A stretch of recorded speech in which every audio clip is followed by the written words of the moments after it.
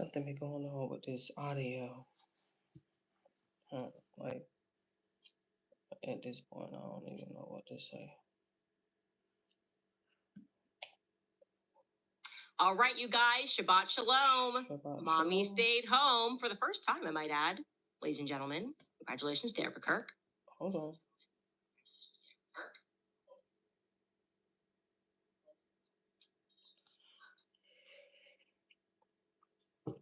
I don't know why I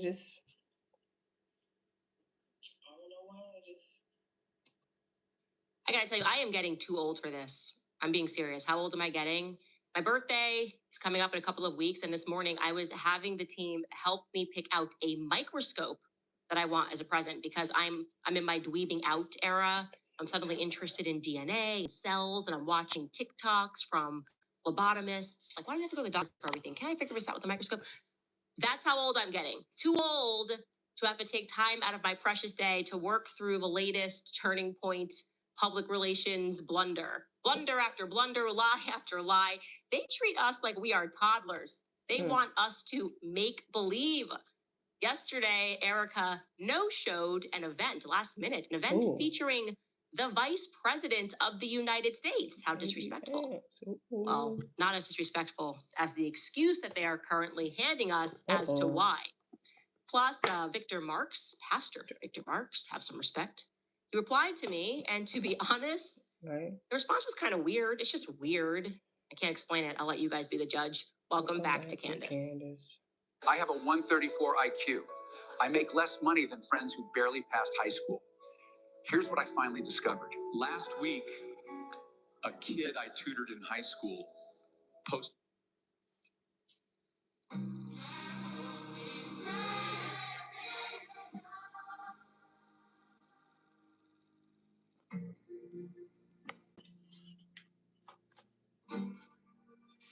So last night, in case you missed it, in case you've been hiding under a rock, Erica Kirk was slated to appear alongside her friend, Vice President J.D. Vance, at the University of Georgia, and she just completely no-showed it. She stood him up. That is not casual. That is the sitting Vice President of the United States. It is low-key disrespectful outside of a real emergency. Emphasis on the word real. It was mystifying at first, really, especially since the decision very clearly had to have been made. We were left to assume that it had been made in the umpteenth hour. Buenos dias. Because the announcement was made by none other than Andrew Colvett on stage. This means that ticket holders were not informed until the very moment of the event. Actually, the Turning Point leaders who put together the event were not informed that she was not going to be there. How do we know? Because they were posting and promoting her appearance just 50 minutes before doors opened. Here is a video of the TPUSA staff promoting her. Take a listen. Hey everybody, my name is Grant Teller. I'm the field representative for the Peach Territory and also the University of Georgia. And I'm Caroline, and I'm the University of Georgia chapter president. And we are here at the Akins Ford Arena about to host J.D. Vance and Erica Kirk. Doors open at 1:50, so come out and support your country. We'll see you there. They look sweet and happy. They do. And clearly not informed of what was going on. So if the story they are going to sell to us, that there's a threat, then we have to assume Erica was on the ground, right? On the ground in Georgia, something happened and she pulled out, but she wasn't. She was back home, which means that decision had to have already been made long before those students made that video.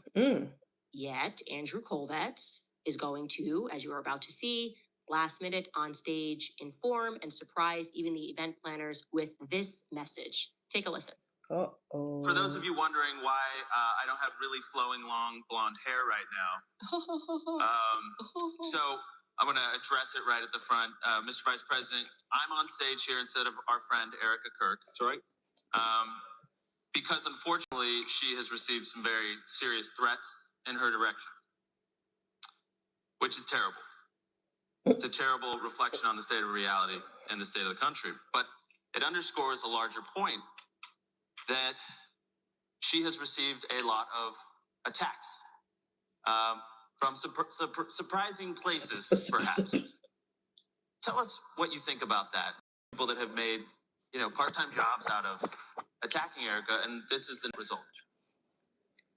Oh my! Is the implication here Yes, that bitch, it's that was our the two. fault? Is it my fault? Why do I feel like they're talking Victor about me? Is that weird? Marks. Yes. I was waiting for it. Ooh, what does Armand say? Spooked and nervous. We found out where that foldable AR came from, and now she's spooked and nervous. Booyah! Let's go. Not here. And come on, Veep. Come on. Explain to everybody how it's actually Candace. Oh, it's his fault. Because she's being attacked, more broadly speaking. What do I have to do with her going to an event? And by the way, this is weird, but I told you guys I'm aging. I am so old that I distinctly remember when the messaging was the exact opposite.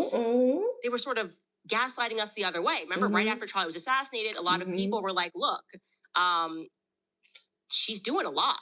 She's doing a lot. She's kind of just like doing a Too lot. Like, I much. would be pretty scared. Most of us, even people who didn't know Charlie, were scared to go out their door. The world felt less safe, but his wife was just fearlessly trotting through all of these events, attending, speaking. As soon as she said Victor Marks. Sold out 21,000 spillover crowd at State Farm Stadium. Yeah. And the PR machine was like, oh, you notice that she's doing a lot. Well, let us explain to you why she has no fear. Let me explain to you why she's abnormal. She's just sits above you all. In fact, Erica Kirk herself jumped in, and this was the reason that we were given via her interview with Jesse Waters. Take a listen. Do you feel safe? What are they going to threaten me with? Going to heaven sooner to be with my husband? And I don't say that to be reckless. I do not. I do not say that because I'm out in the streets. Like, here I am, come find me. And it's not at all. It's a fierceness that's rooted in the understanding that I will have my day and my time, whenever that is. When the Lord knows that I've completed my mission. And I'm not afraid. Charlie wasn't afraid either. We never lived in fear. If we did, we wouldn't get anything done. And I can't help run alongside this mission of Turning Point USA and raise my babies with fear. I can't. That's not a life to live. Anybody. Oh, but now you spooked and nervous. So that was in her godlier than thou era, right? When we had, like I said, normal concerns. Like, hey, wouldn't you be... But now she's spooked and nervous. for your kid? Okay, girl. No, Erica is on fire for the Lord, and Right. that's why you don't understand it. It's Right. supernatural because the Lord is giving her this courage. Right. So I'm just asking the common sense question: what changed 7 months on? What was the threat that Erica endured that was so severe 7 months later that she had to last minute cancel At an the event last with minute. the number 2 man of this great nation? What threat could be so severe that she didn't even trust that the Secret Service, Keep us right, safe. the nation's Secret Service, to the vice president, he just got back doing negotiations with Iran overseas. Like, it has got to be a pretty good Secret Service. She did not feel that even they could alleviate it. Well, we can always rely on Andrew Kolbetz to further illuminate matters on Sure. Fox News.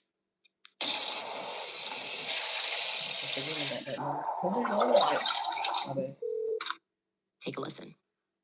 It was a really unfortunate experience for me too, just to have to watch that very difficult decision get made, which I think is the first time that we've ever had to make that decision in Turning Point history.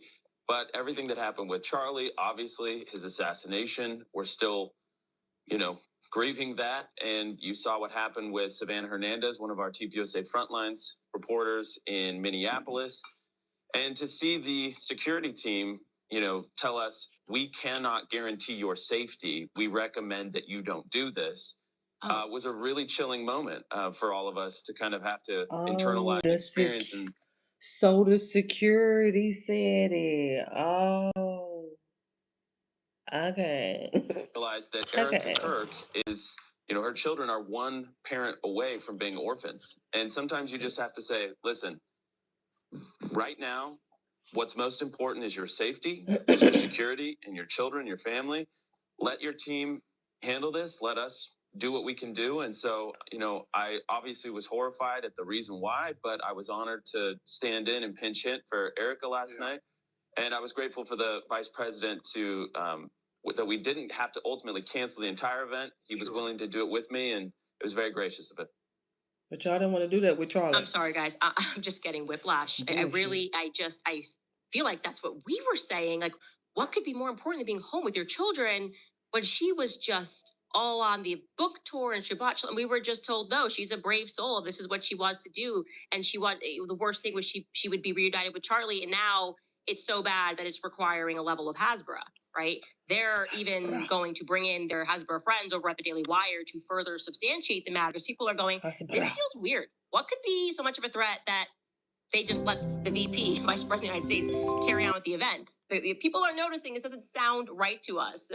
And so, since Charlie's passing, the Daily Wire, Thank you you will for know, the always thumbs has the up. inside scoop on what's going on with Erica Kirk for some reason. Uh-oh. And here's what they said on Twitter. They said, regarding the threats to Erica Kirk that prevented her from attending today's events with Vice President Vance, a TPUSA official tells me that their security had been monitoring the situation in the days leading up to today's event. People were doxing her travel location and trying to track her arrival and departure, I'm told. And there were multiple direct threats against Erica specifically. This ultimately led to her security's assessment that they could not guarantee her safety. The event venue itself was fine, especially once VP was on site, but it was the travel portion that was the chief concern, the official tells the Daily Wire. Her children are one parent away from being orphans, and so we take the security's assessments and advice seriously. Okay, so a couple things right off the bat wrong with that. Erica now worried about her kids. Yeah. Okay. This feels like a level of propaganda that they have not hit before. You're also telling us now, because you're realizing they're always responding when the public doesn't accept the first sloppy meal that they try to feed us. They're like, oh, okay, no, okay, you're right. Doesn't make sense that the VP would be able to attend this event and Erica would not. So let's switch gears. We'll say it was that people were tracking her plane. Okay, people have been actually tracking Erica's plane since the very beginning. People were doing entire shows about where she was going and how much she was traveling and how ridiculous it was, and she never canceled a single thing. So that's just on its face true. Secondly, if you're going to be a person who is a public figure and you are going to travel privately, as she does, then yeah, people are going to easily guessed which airports you're going to, which private terminals you're going to fly into. They're not going to know which FBO, but you're telling me, what is the threat? What could possibly be travel? She flies in and she flies out on a private plane that they just could not alleviate it. What did they threat? We're going to be at the FBO. We'll be at every FBO. We'll be at Signature. We're going to be at Atlantic.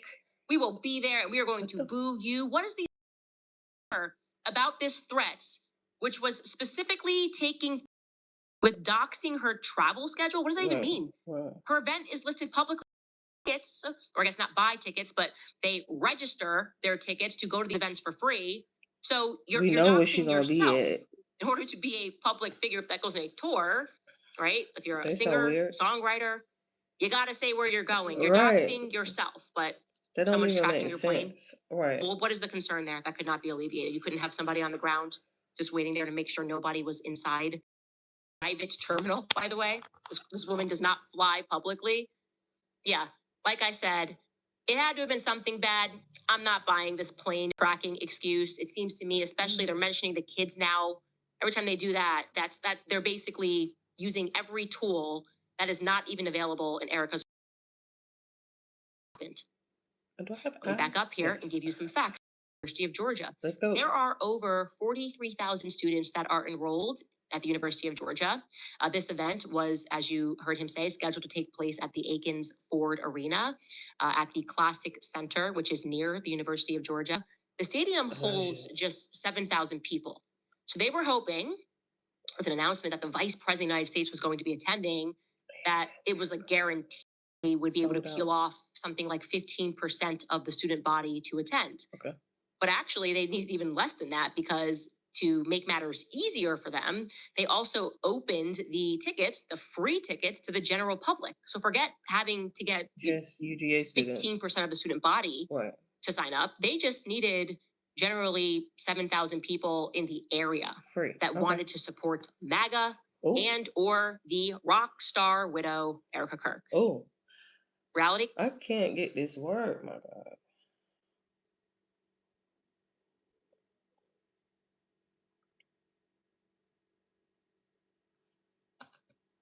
Nobody wanted to attend. The ticket numbers were abysmal. That is what happens. And I want you to know that that is what has been happening. So in the umpteenth hour, they decided to cancel her appearance. And here is the evidence of what that event looked like. Here's a tweet with an accompanying clip, which was taken from reporter Jake Traylor, who is a reporter with MS Now. Take a look at this tweet and the accompanying video of the auditorium. He wrote, "Turning Point USA seems to have estimated crowd size for Vance. The Aikens Ford Arena less than 25% filled for the vice president." Now he's assuming it's because of Vance, right? That people are not showing. It could be another reason. A person who was supposed to be there until the umpteenth hour, people could be turning down that particular opportunity. And I'm sure everything Vance and Trump are doing at this current moment isn't helping much either. In fact, it was so bad, right? The turnout was so bad that if we go back and re-watch that Fox News clip, they're actually showing you fake footage. Well, it's not fake footage, it's real footage, but it's fake B-roll because it's from old Turning Point events. This is how sloppy the Hasbro is. We'll show you this. We'll scroll here. Never, and I mean never ask, how are you? Oh, how are you? How are you? How's work going? Hello, how are you? Any plans for this weekend? Not the venue. Not the venue. And yet in the corner it says Andrew Colvett via X on Tuesday. Because it says Athens, Georgia. This is not true. This is true propaganda. And we took a closer look at it, and they actually spliced together 3 separate events so that they could show something of substance when Andrew spoke. That is humiliating.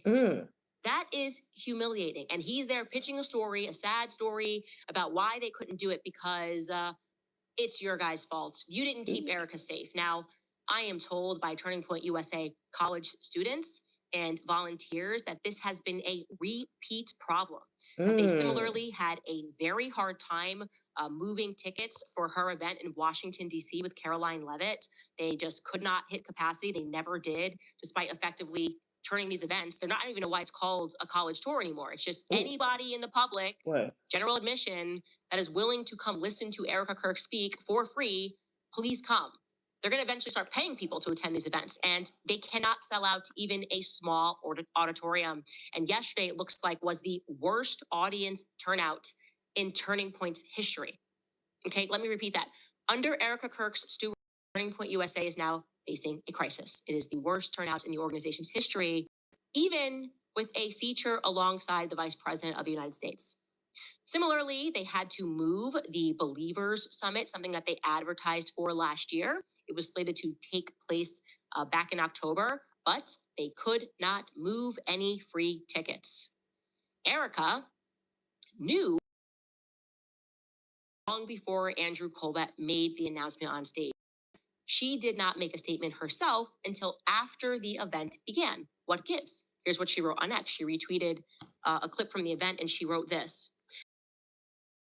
Event at the University of Georgia with our vice president, but after all our family has been through, I take my security team's recommendations extremely seriously. Thank you to our amazing Georgia chapter for your support. God bless you all. I can't stand the lying, constant lying, and she is not being honest. Okay, she moves things off of her calendar. She will make it work. White House here. Over the weekend, she was at Bettina at Mar-a-Lago, the one who's marrying Don Trump Jr. She was at her bridal shower. Erica will be wherever it is that she needs to be. That is not the reason that she chose not to show up. And how do we know that this was not some last-minute cancellation related to a threat? Well, first off, common sense. I knew they were lying as soon as Andrew announced it on stage. Take it from someone who has endured a great many threats. The last thing you do is announce a threat on stage when one is happening. In fact, I have dealt with threats at Turning Point USA events where we have had to inform them, this guy who was completely insane and escaped a mental institution or he was a mental hold, and they didn't know where he was. They alerted us, and I was doing an event in Nashville with Charlie. We had to alert the security team. Nobody goes out and says, hey, Candace has a threat. That's why she's not here. And you know what? Would you like to, JD, let me give you the stage to blame everybody for her having this threat. That is so performative and outlandish that I instantly knew that it didn't pass the sniff test. But another way that we can confirm that we know this is not real and they're making this up is because Erica was also slated to speak yesterday at 1:30 p.m. in Georgia at a local high school. But she canceled that event, and she didn't cancel it last second. She canceled it the day before on Monday. Okay? So Tuesday, yesterday, she has an evening event with JD Vance. But on Monday at noon, she had already informed the high school that she was not going to be in attendance a full day before her last minute on stage cancellation of her event with JD that the students did not even know about. So she honored the high school students with information, but did not honor the college students with any information, making them look like fools outside. Okay. And how did they do it? They emailed and they texted and informed the parents at school, and they gave a reason. And that reason was not security. Let's read it together. Here is the text that went out canceling the high school event. First, you can see they set this event up on March 30th. On Monday, you can see that it reads, parent alert, due to scheduling complications, the optional Turning Point USA high school event scheduled for tomorrow, 15th, has been canceled. We are sorry for any inconvenience this may have caused and are hopeful for other Turning Point USA opportunities in the future. Okay. This incredible mold remover gel can restore your bathroom and tiles to their original shine in just 15 minutes. This incredible product eliminates stubborn mold and mildew in seconds without any scrubbing. Take any moldy surface, apply the gel directly, and watch the mold literally dissolve before your eyes. It's patented NanoNet tech. A scheduling conflict. A scheduling conflict, not a threat, but a scheduling conflict. Now, if there were a viable threat, wouldn't it have been prudent to inform the administration of a high school? Even if it was an airplane related threat that, it must be, if it's so serious, like someone's going to harm her, you tell the high school, hey, we have a very viable threat right now. We don't want to bring this to you. They were not informed that. They were just told it was a scheduling issue and there was not some significant thing that was pending in the background, which caused her to abandon her previous God's got me philosophy. So, like I said, don't you think her staff would have let the high schoolers know if there was a threat? That would have been the responsible thing to do. I am told the truth is, again, that there was immediate parental backlash already that kept happening because she was announced. And they basically said, okay, this is an optional event. It then ended up that there was going to be abysmal attendance, meaning nothing that they could record on social media to make it look like she's, got the crowd going crazy. And so it was nothing for her to look forward to. And so she skipped it. This happening. Parents and students are organizing against her for a variety of reasons. Some of them that we have laid out on the show, they do not trust her, they do not believe her, and I can provide more proof for you by way of a parental chat on Facebook that is currently going on right now regarding another event that she has coming up at a high school in Phoenix, right in her backyard, no less. And this is a Pinnacle High School. The parents are organizing. Take a look at this chat. This is a parent that posted saying, I am very concerned learning that Erica Kirk is going to be speaking. And then you can see an anonymous member wrote below, as a teacher, I find this highly inappropriate and a safety risk to our students and staff. Also, as a teacher, I know the district may care more about attendance more than anything else. So call your kids out of school and that will send a message. They are basically 36 likes. They are organizing essentially a walkout, a boycott of Erica Kirk. Okay. I have reported on this stuff in the past. I've been very aware of this is going on. The reason why I am now laying this out today is because what enrages me so much about the messaging, the setup there by Andrew Colbert, is that it is akin to narcissistic abuse. They can never admit that they have failed or that they have done anything wrong. So what do? They tell the public that it's our fault. It's your fault. If this wouldn't happen. This wouldn't happen if you guys would just stop criticizing her. That's completely psychopathic. We don't accept that. We reject that. Okay, no one does this. People cancel events last minute for a variety of reasons. He got drunk last night. He's hungover. Their PR comes out, makes an excuse. He had a mental breakdown backstage. We've seen a lot, especially in the land of rock and roll. Oh, I lost my throat. I lost my voice. I won't be able to sing tonight. Probably was partying. I want you to actually go through your mind Of all the famous people that you know who have canceled events last minute, Yeah. when do you ever recall management coming out with messaging that implies that actually it's your fault? It's the public's fault. You didn't keep this person safe. They couldn't come out tonight because you failed this person. Well, that's exactly what the messaging was, and you should be infuriated about it. It is ridiculous. They are now paying influencers. Oh, if only everyone would just leave her alone. No one would track her plane. What? Right. Do you not think people are tracking JD Vance's plane? Elon Musk took his notoriously off of something. Taylor Swift.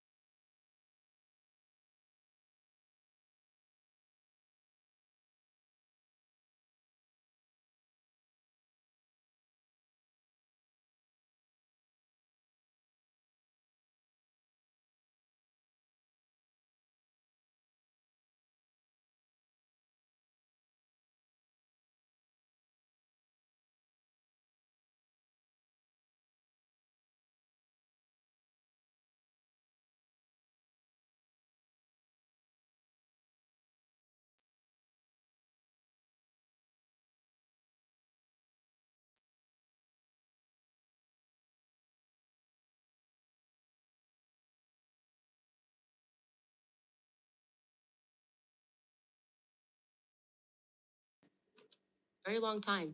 Disagreeing with the new CEO and chairman. This is not just a widow. This is the new CEO and chairman of TPUSA, a position that she Very did long not time. own. Disagreeing with nothing that she has done warrants her being in that position. And that to him is like, whoa, I can't believe people are doing this.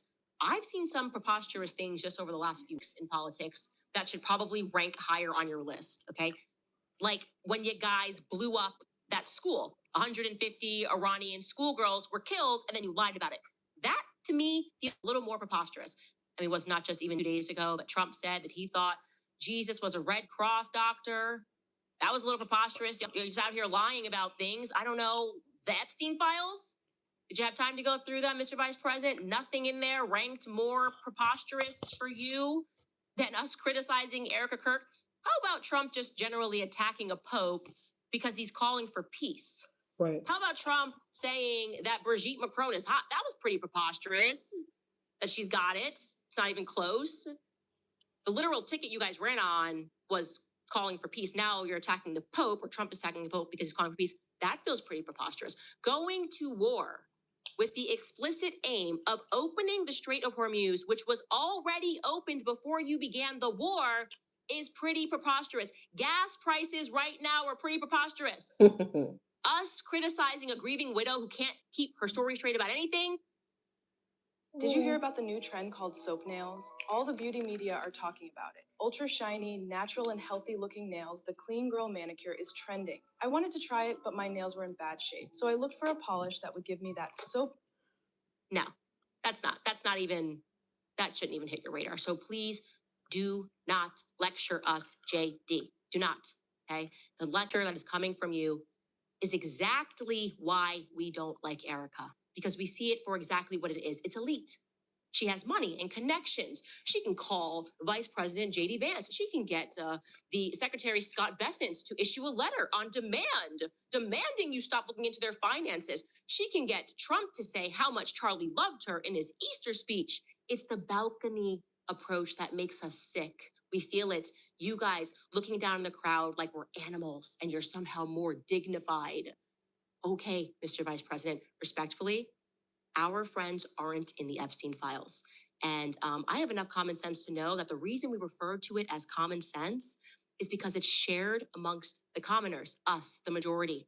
And right now, the left and the right, the internet, we have correctly identified the nature of your friend, Erica Kirk. So please, I beg of you, we are 7 months into this thing. Please do not give us more bed slap. We have had our fill. Thank you for the And if it is heart. truly your desire to transform hearts and minds about Erica, might I very humbly suggest that you start with a story that makes sense about September 10th. What happened? One that doesn't feature magical bullets and Superman necks and trannies that write out entire confessions in the spirit of a Jane Austen novel, my love. One which doesn't feature company employees who witnessed the shooting and for some incomprehensible reason neglect to call 911, but instead rush to remove cameras within minutes. That would be my advice. Rather than lecturing us from a balcony, string together a coherent story and a timeline for the commoners. Please and thank you. Anyway, moving on from that, on to some other things that are happening behind the scenes. Essentially, Turning Point is now just in the business of creating an illusion. And by an illusion, I mean that even when they are posting events of her being greeted at events with thunderous applause behind the scenes, you should know that middle schoolers and high schoolers are being forced in some scenarios to sit in these events. It's mandatory. Okay, they have no option. So remember when you went to school and there was assembly? When you had to go to assembly in the middle of the day? Yeah, for That sure. is the state of affairs at Turning Point USA. They are the administration, it's an assembly. Surprise, Erica Kirk is here, and they're like, look, the auditorium is filled. Like, I guess to keep it real, if I was in high school, I was really bad at chemistry. If he offered 5 extra points and was like, Candace, you can bring up this really bad grade that you got if you go sit with Erica Kirk Right. in the assembly right now or after school. No, I still wouldn't do it. But I'd think about it. I don't wish them bad. I just wish them truth. I want them all to stop lying about everything and anything and thinking that a JD Vance or a sprinkle of Trump is going to change things. Please stop abusing the public with lies. And already, since more things are leaking, Andrew is commuting the story. Right. Yesterday it was, this is happening because of the people back at home. Now he knows stuff is coming out about the high school event that was canceled on Monday, but he's trying to fit it into this puzzle, trying to make it work somehow, that he announced it on stage suddenly that Erica wouldn't be attending. And here he is on Charlie Kirk's show this morning with their latest excuse that's dropping. Take a listen. Obviously, the big part of the news was that Erica was, she canceled her appearance at that because of security threats that were made against her. It was something we were, monitoring for days before the event. We actually had a high school event that was planned to be before the college event in the area that we had to cancel a few days before because of the increased online chatter that we were monitoring. Our security team, I should say, was monitoring. And so we thought, we got the Secret Service, everything should be fine at the main event. But what ended up happening, and I have to be somewhat careful here because our security team does, obviously wants to be a little bit circumspect in the way that we talk about this because we don't want to give the bad guys any more ideas.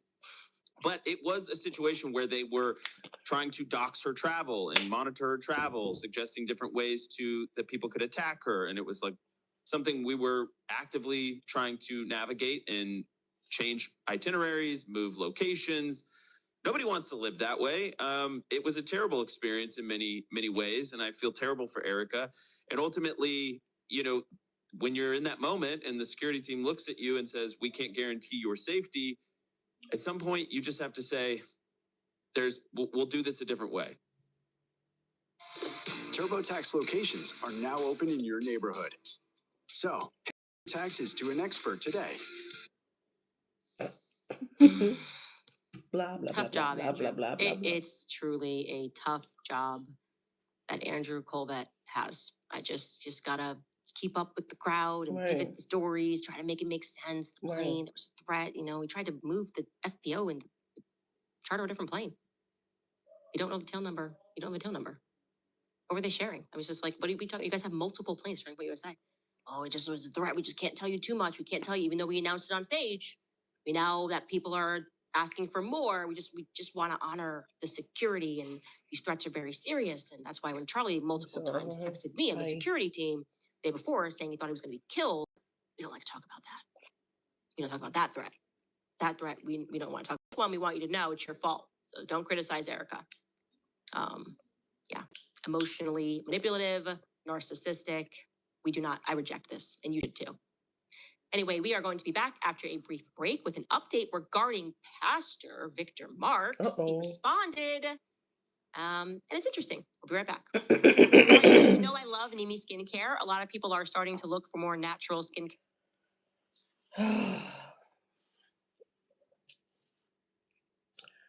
I was in and out, in and out, in and out, in and out. Okay.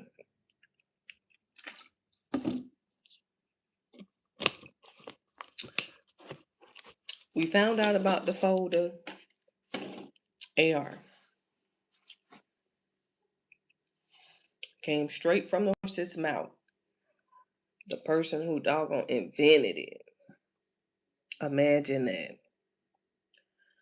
I was laying in the bed last night thinking to myself, ain't this about a beep? Because between that and that doggone King Harris over there, this one right here, John. That foolishness that he's pulled, everybody reacting to it. Here go Fox 5.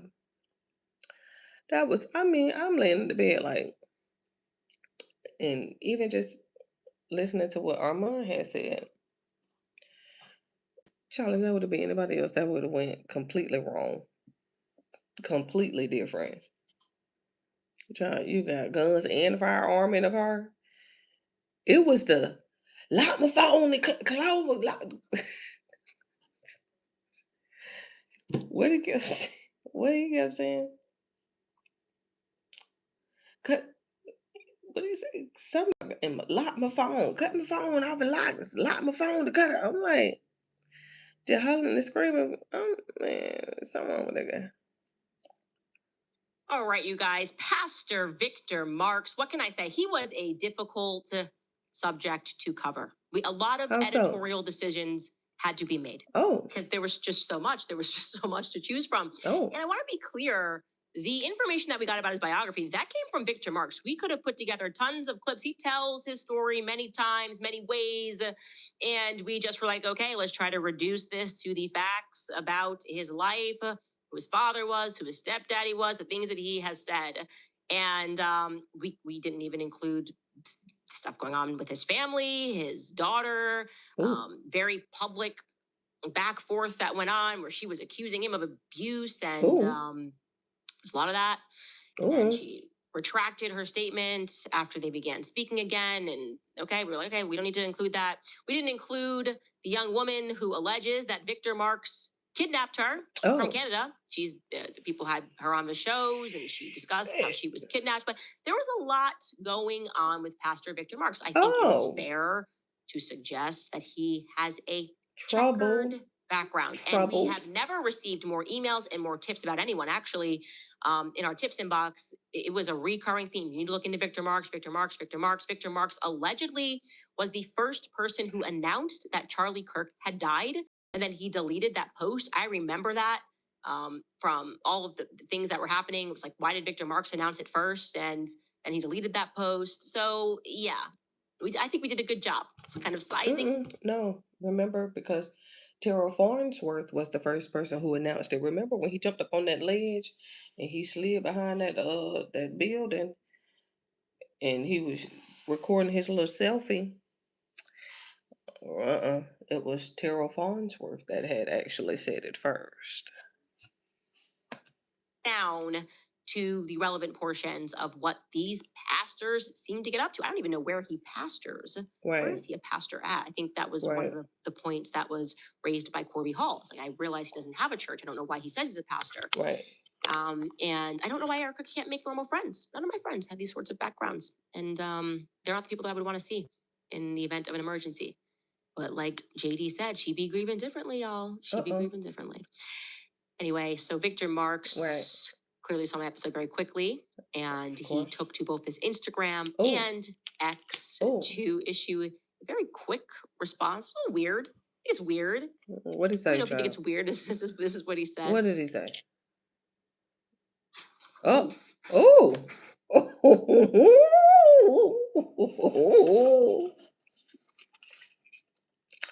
Child, you know it gets serious when we come on and take them glasses. Hold on just a second, ma'am.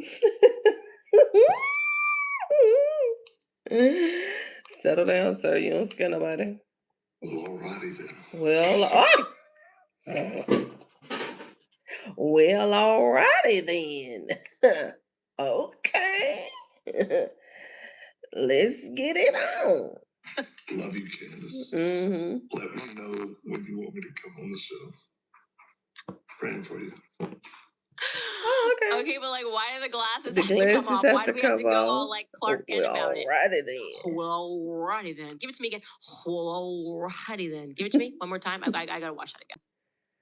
Well, alrighty then. If you bought Earth Breeze because of me, Like, what is all that? Whoa. Getting a little spotty there.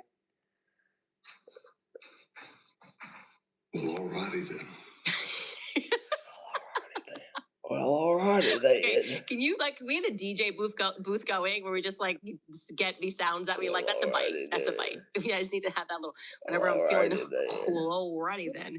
Anyway, I don't know what the point of that was, and he then published, "Oh, I've been accused," or in this episode, this is what she suggested, buddy.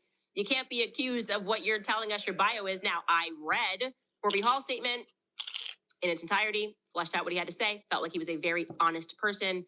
And again, he was ready to come on the show and discuss everything, bring all of his evidence. So my instincts are usually right about people, and my instincts about you were that, I don't know. You had supplements that you were doing with David Harris. David Harris calls God Papa. I don't know. And he, like, you guys said that like proceed, like, the supplements were going to help human sex trafficking victims. It's too much. It's just too much. Okay. My senses, my spidey senses say no good. Anyways, I obviously responded instantly. I wrote this beneath the post. We are actually going to have Corby Hall of Fold AR on, and he is game to do the show with you. I am happy to have you both on if you agree. Oh. And Corby Hall said, yeah, I'm good. Let's do this. He actually suggested it, Corby Hall. He said, because he saw the post first and said, I would 100% do this face to face. Like he's very serious about what this man did to him. And like I said, he has all of the evidence. So would it make sense for me? I couldn't rebut anything that Victor Mark said about Fold AR. We were already going to have Corby. Let's make this happen. And so because I wanted to make sure that we could establish a date, I instantly then reached out privately. I will show you guys that.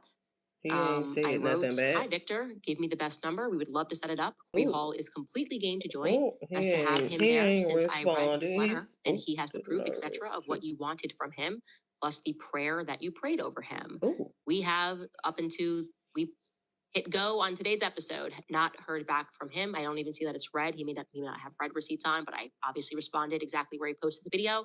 We will keep you posted, and I am totally game and very interested. Finally, we got one of these pastors on the hook. I want to reel him in. I want to reel him in and talk about his relationship with Turning Point USA, how he got found as a pastor, Calvary, what goes on near that military base. It feels to me like a whole military operation. I'm going to be honest. We've done episodes. We have done our due diligence on Calvary Chapel as a whole. I find it to be problematic, but that's my opinion. I'm allowed to have it. Anyway, I wanted to let you know that we then were hit with another wave, people emailing us from Turning Point USA, inside and outside. I love this, just so you know. We have people that are saying that they will get jobs at Turning Point USA just to give us information from the inside. We have people volunteer. They're like, I am going on an interview. I reply, they want me in. I will be a mole. Like, that is how the world feels. They are willing to go to work Let's go. to get information. It makes me happy and it makes me smile because that is the influence that Charlie Kirk had. Like, that's incredible that people are willing to do that for him. Anyway, people are still on the inside, and people who were fired also informed me that, yeah, no, there's other people that have trafficking history that are involved with Turning Point USA. And in particular, there is someone who openly discusses the fact that he used to traffic arms. I'll say allegedly, but this is apparently something he's very open about around the office. He's very close with Andrew Colbert. That's what I am told by, again, both current and former Turning Point USA employees. His name is Marcus Wada. Okay, here is his bio from Turning Point's website, which is interesting to me already. He's the senior productions director. Marcus Wada is the director of strategy of productions at Turning Point USA. Marcus has spent a decade in film and television production, working on films that were internationally distributed and television shows such as Miss Universe. Wow. Okay. Wow. That's a connection there. Marcus worked to raise financing for films and producing films. He left Hollywood to work in the conservative movement, producing and directing Turning Point USA's documentary series, Border Battle and the Great Global Reset. Well, apparently he also, which I wouldn't put it in my bio too, to be fair, regularly tells people his testimony about how he was involved in trafficking arms in Poland. Poland, where are you at? I saw you in the chat. Someone said, watching from Poland. And I said, ooh, you guys are getting name dropped today. So yeah, he used to be involved with trafficking in Poland, but then, as the story always goes, he found God. I am just so pleased to hear it. I'm so pleased to hear it that so many people involved with Turning Point are able to find God. Turning Point USA is out here, I guess, just finding employees and partners in a manner that is unique. They don't want you to know how toxic this is. If you're buying produce from the grocery store, you need to see this. So first step is add clean water, about 3/4 of the way up. Next, throw some salt in. Growing it in the backyard? It is unique, I would say. It's like a mesothelioma commercial. Or you or someone you know involved in trafficking, give us a call today. There may be a place for you in our faith department vibes, right? So then I found out via these employees that Marcus Wada also says that his brother is still involved in the game somehow, in the industry, in some way. Is it charitably? Is there a difference? I can't be sure at this point. Anyway, I did end up finding the guy. I'm prodding that narrative. There seems to be something there. I'm assuming it must be a half-brother because he has a different last name, and this guy's is Jewish. And he runs a consulting company that consults in human trafficking. What can I say? It's a big industry, you guys. And I want to be clear, these people are not involved in the trafficking. They are charitable and want to alleviate this global circumstance. And these people also, you know, have histories, but I don't know, guys. I didn't even know you could consult in those things. I thought the website was made up. I was like, what does this mean? You're consulting in drugs and look at this industry areas.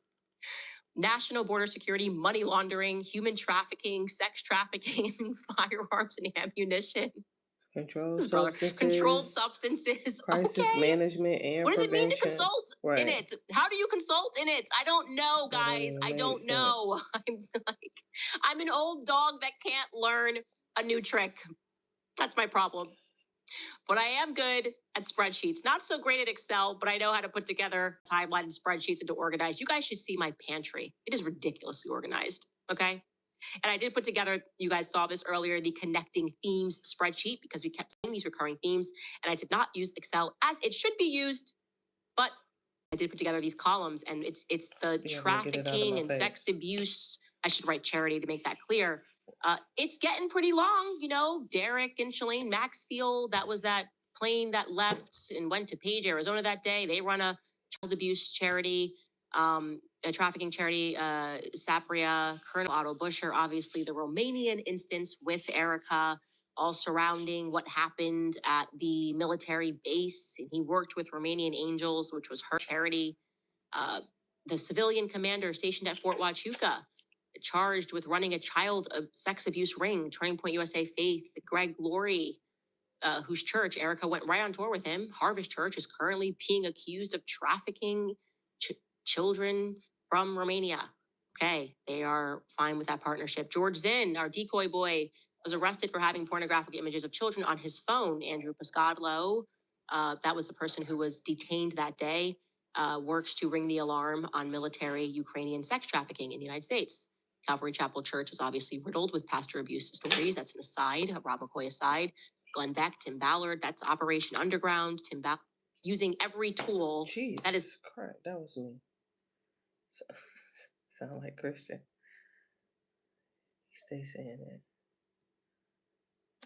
Erica Kirk says that she lived in China and worked with child sex trafficking victims, but she's mum on that now. Tight-lipped, does not want to talk about what charity that was. No one seems to be able to find it on the internet.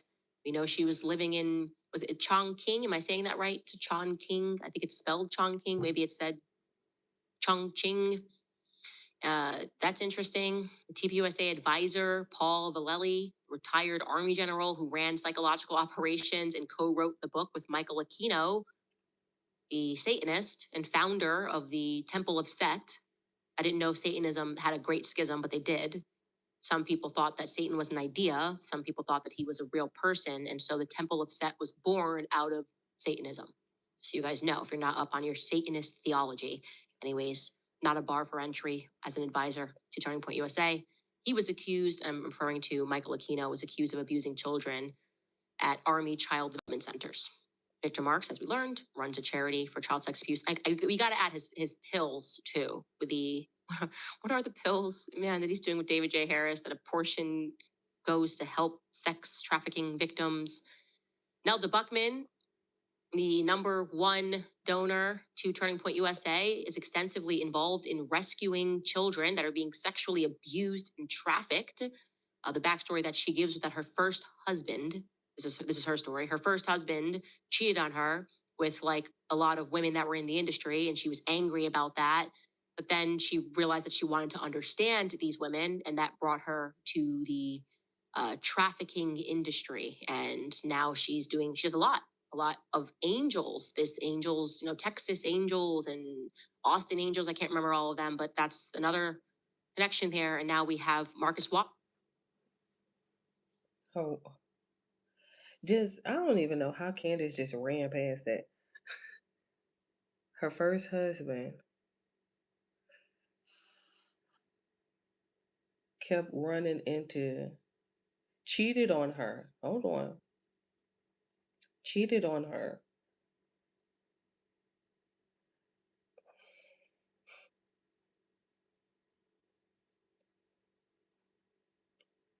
You can't make me involved. I should probably change that to more responsibly say formerly involved in trafficking arms in Poland, according to Turning Point USA, current employees and past employees. So we can just update that spreadsheet. Oh, I wanted to learn about sex trafficking because my first husband, he cheated on me. Kept cheating on me with sex traffickers. So just so I can say that clearly. Formerly involved, Marcus Wada. We just kind of type that as a note. Yeah, we'll live edit that just so that doesn't get misunderstood from the public. Formerly, comma. He's not formerly Marcus Wada, guys. No, he is Marcus Wada. Was he formerly Marcus Wada? I don't know, actually. If people change their names, nothing would surprise me. Maybe he is formerly Marcus Wada. I think we're having a little bit too much fun today, guys. It's just like, the stories are just getting they're just so ridiculous. What can I say? What can I say, ladies and gentlemen? We will be right back after a quick break. Yeah, because this is getting crazy. Oh, yeah, my husband, my first husband, he like just kept cheating on me with these sex traffickers. And I was like, you know what? Instead of getting mad, I probably should I should like soft white underbelly them. What the fuck? Just don't think you understand how crazy that shit sounds. Like that shit sound crazy as hell. My husband kept cheating on me with sex traffickers, so I was just like, ooh, I should like understand them better. Oh, right. How does your husband keep running into sex trafficking Guys, I see victims, someone in the ma'am? chat was like, he does not look Polish to me, Marcus Wada. Well, it's on his LinkedIn. He lived in Poland, so he just speaks Polish. know I ain't don't tripping. know. I don't make these rules, guys. I just research and I listen know I to ain't the tripping. people and present it to the public. Okay. We do have some new merch available on the website. Best way to support the show, the best way to support independent thinkers.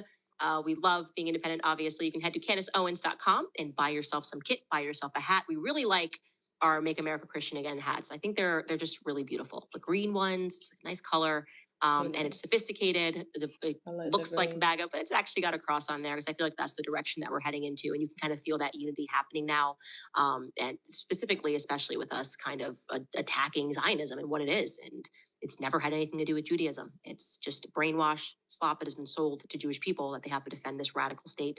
So that's my personal fave. I think that you should just buy that right now. I'll wait. Everybody go buy that right now. Tons of other stuff available on the website. Top comment from last episode, Jared Johnson wrote, Erica is the kind of friend to steal money from you and then pray that you find it. That one took me out yesterday. I feel like you hit the nail on the head. Erica is the kind of friend that will steal your money and then pray that you find it is like, Jared, you win every award. I laughed out loud when I read that comment. Yeah. Pray for you. Oh my goodness, Molly, honey. Oh my, I'm so sorry. I'm going to pray for you. I pray the Lord finds it, you know? Elizabeth Broman or Brown wrote, she didn't know how to play the part of a human being. She's quoting me, exactly what woke up everyone. Yes, hope you're paying attention, J.D. Vance. There is such a thing as having a spiritual intuition about things. It's what keeps you safe. Being aware something about justice feels off, and that is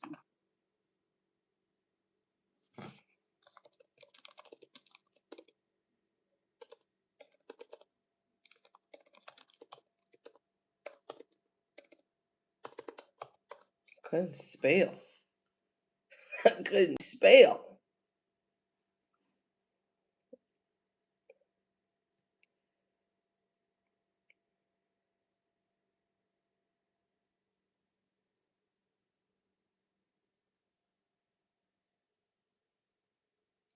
Let me see who said this. Wayne W. Dyer. Who is Wayne W. Dyer? I like that quote, but I typically try to. Give me a second. Give me a second.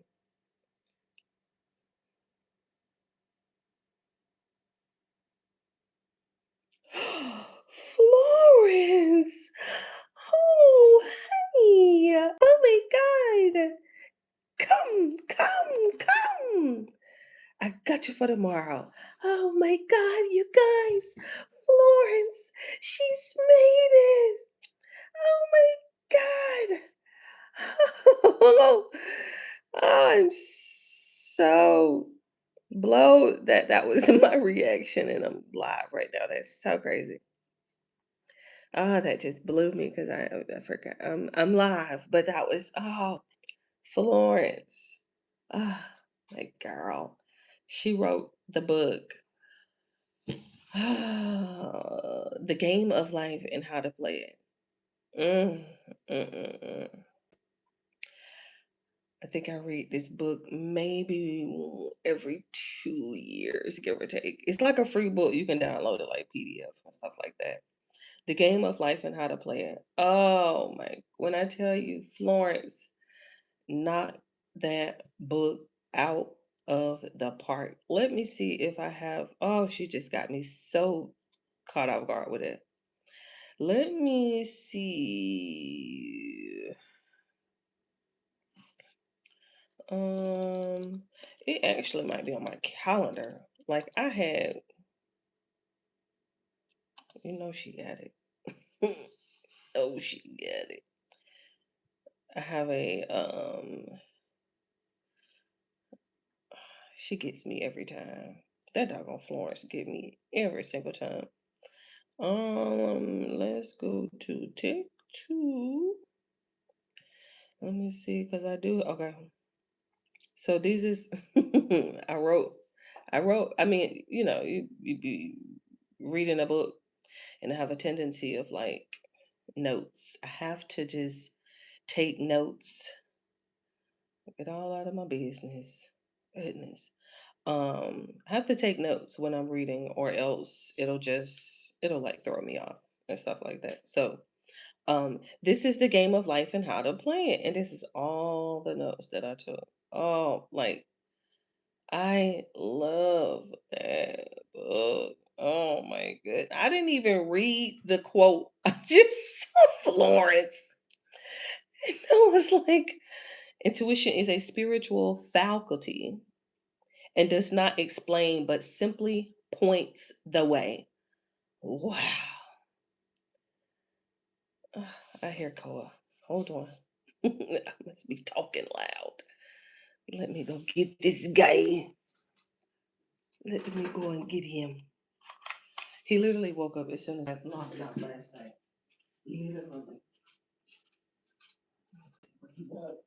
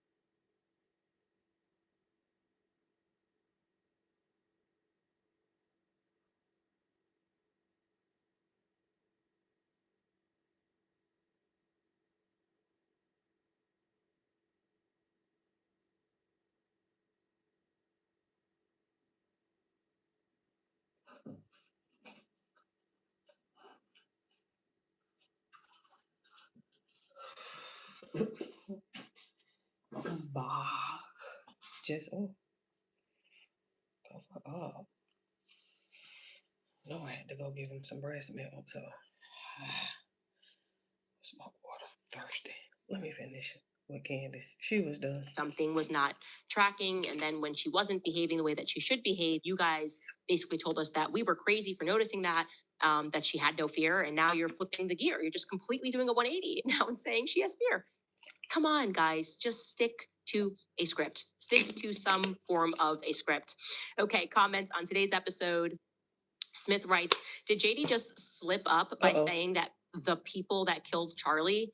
I didn't even catch that he said that, and I do believe that there were people involved, multiple people involved in killing Charlie Kirk, and I do not believe that it was Tyler Robinson alone on a rooftop. And so we're going to continue Did he say to that? read the court documents and stay on top of them and force them to be honest about things for a change. CC writes, it's extremely nuts to be screaming, make heaven crowded, while canceling appearances because of a threat. The irony of Charlie still making his event after telling people that they were trying to kill him. Go home and be a mom like Charlie wanted. Ooh. You just can't have it both ways. You don't get to be a public figure and to say, I don't want to have any attention, but I do want to be the CEO and the chairman of Turning Point USA. It's always like they are the people that present the problem. And then when everyone's like, okay, well, you're the person, you're the one that brought the public into this, they go, oh, no, never mind. I just want privacy. It's giving Meghan Markle. Do you know what I mean? Like I want to be the princess, but I also want privacy when I want it, but I also want Netflix cameras when I want it. Life is just doesn't work like that. Okay. You can't take us into the casket and then pretend to be aghast when people ask you where you buried him. Did you bury him? Do you think that they cremated Charlie? I ask myself that question. Wow. Right? I ask myself occasionally whether or not they cremated Charlie, because that is starting to make sense to me that they would do that. Wow. I don't know. Because now she can't share the details because she says people are going to come and try to destroy. I mean, I can't think of a single figure that's deeply hated in American history that has suffered having people go after the gravesite. And I genuinely, that's just not a thing that people do, right? I'm sure they do in extreme circumstances, but that doesn't feel right to me. There's something very strange about that.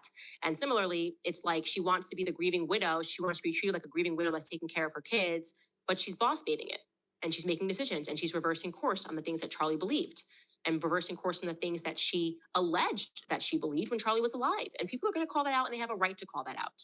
And so I encourage people to continue to do that. If she doesn't want to play the role of the CEO and chairman, she's welcome to step down.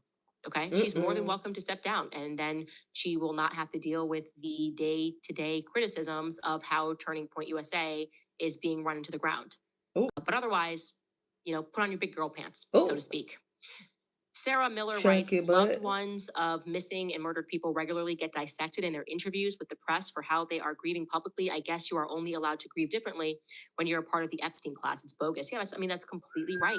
People absolutely tear apart people every second of every day, especially given the size of this case. And as I said earlier, their inability to just string together a comprehensive story regarding what took place on September 10th. They're relying on us to accept make believe. This is a fairy tale story. And then they're like, well, why don't you believe that Rudolph had a red nose, Candace? Why don't you believe that he was carrying Santa's big butt all across the North Pole? Like, I just don't believe that, actually. And how could you not attack that? And it's godly and it's this and the Lord, and then it's suddenly not the Lord and they have real concerns, and it's just all over the place. It's very sloppy. Caroline writes, Candace, please let me help you with your Excel. I can do wonders. No, I am just using it to organize the columns. I am ignoring the rows. We are just doing the columns on connecting themes because I was like, I could make this in Word, but why would I when Excel has already made this for me? What's up, guys? My name's Sean with Portland Gear, and today we're going to be going over our best-selling Cascade backpack in standard and compact. It's nice, too. Ooh, she nice. I done had a diaper bag look just like it.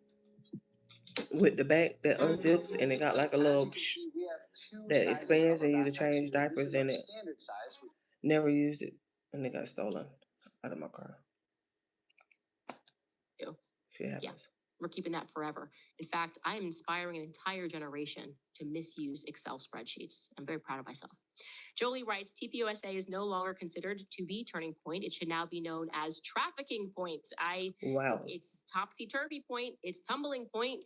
It's certainly not the organization that I knew, that I supported, and that I loved. And it feels like it's been infiltrated by Zionists. I think from the very beginning, we felt that. I think that's honest. That's a fair take. And even in there, like I said, there's this like bizarre partnership that they just keep having with the Daily Wire. Like we know what the Daily Wire is. So when we see that, we go, that's weird. Why? That's strange. And we have a right to comment on that and to recognize that.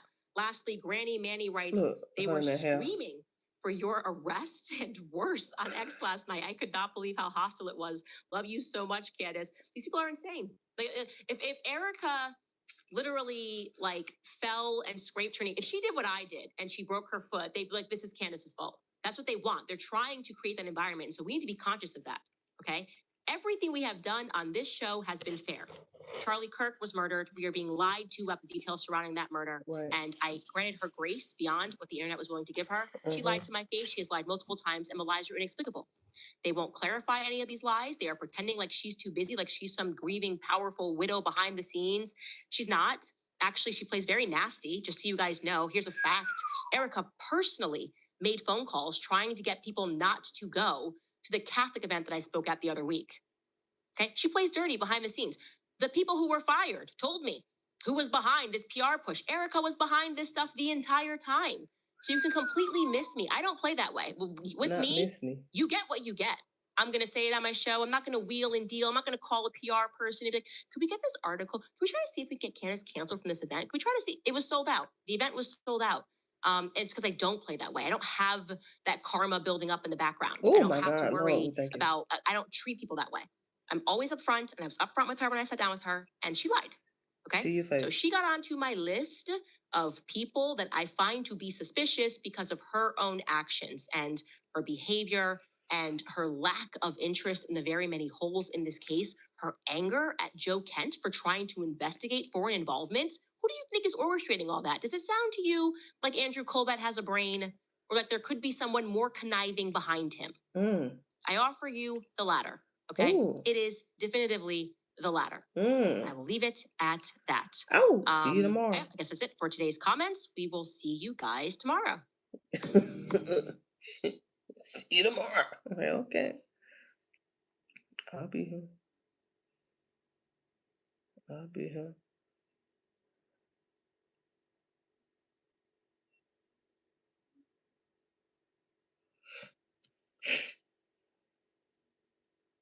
He did, I heard that.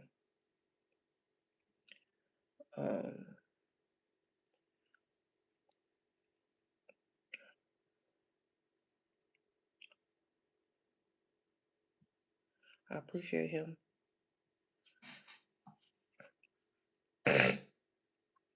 covering that case. Because he did OD. What is Desi doing? All right, boys, get your fuck ass off, all right? Welcome home. Time to be boys the man. And when I tell you to do something, you fucking do it. Welcome to the new YN Nation. Get your ass off the truck. Now, I don't want to hear shit you got to say. You want to be bad? Grab a bag. Nah, fuck me. I don't know who the fuck you talking to. You better grab a goddamn bag. Y'all want to shoot now? You can shoot. It's a lot of cussing going on this right here. I'm gonna have to, you know, put it on my own time. He doing way too much cussing for me, honey. Sorry. What is Drewski doing? Oh, that's all. Okay, I'm finna get up out of here. I ain't finna be doing too much. I ain't finna look at Baron. It's lie. They are lying to your face. Ooh, let me jump in real quick, real fast. I'm just finna jump in real quick, real fast. I ain't finna do too much. Baron is live. And I rarely ever catch him live. There's people. Everybody's trying to find the truth and going where the evidence takes them in their mind, and I'm okay with that. Thank you for all you do, guys. Thank you for all you Oh, do. he's finna go. Thank you for showing up night in and night out, hanging with me for 4-hour shows. 3. That's incredible. Don't forget to like, Yeah. subscribe, Yeah. click the notification button, share it with your friends and family. And as always, the most important thing. Let me back up. Okay, looks he going younger through every year to the comments right now. Okay. I just came to say the Grinder comment was one for the books. I literally laughed out loud. Always excited to watch it. Hit the like button. Love y'all. Yeah. Heck, some other people on Instagram, some other people on TikTok, they've gone far enough to say, here's who did it. Here's how they did it. Here's the mechanism of action. Here's what went wrong. Here's what moved under his shirt. Here's what we got palm gun people, we've got microphone people, we've got necklace people, all of these. What I do instead is say, hey, these theories are circulating. Let's look at them. What do we think about it? Sure. Let's community weigh in. What do you think? Right. And ultimately, if I say something like Andrew Colvett, I believe, was on an airplane earlier than he leads people to believe he was on an airplane, it's just I believe that. It's my opinion. I'm looking at a set of facts. I'm looking at airplanes coming and going. I'm looking at what appears to be, in my opinion, a fraudulent itinerary, or at least a fraudulent document that would never prove what plane you were on. And so I mentioned it. Here's the document, but I don't believe it. And I hold my opinion. I'm subject to being wrong on that, of course. Let's just take that one example. If Andrew Colvett comes to me and says, hey, bam, here's a document that proves I was actually on a later flight. Great. I'll be the first one to correct that. Next show, I'll lead with it. I'm going to pull up the document you gave me with your permission, and I'm going to explain why I got it wrong. I had no shame in it. This is not about me batting 1,000. It's not me trying to be a prediction machine. This show is not about that. This show is about me trying to get the right answer. And along the way, I'm going to pull up documents, and I'm going to give you my opinion. I probably went a little more heavy on the what I intended to cover at the end, but I'm so frustrated with people trying to act like we're out here lying on purpose. It's nonsensical. It's nonsensical. What it is gaslighting. We're going to talk about that. My open is on gaslighting. I'm just going to spill the beans right now. I've been wanting to do this for so long. I've had the skeleton of this, the outline of this open in the tank for a while, but I haven't had the perfect night to do it. Oh, I do now. Because last night we were gaslit.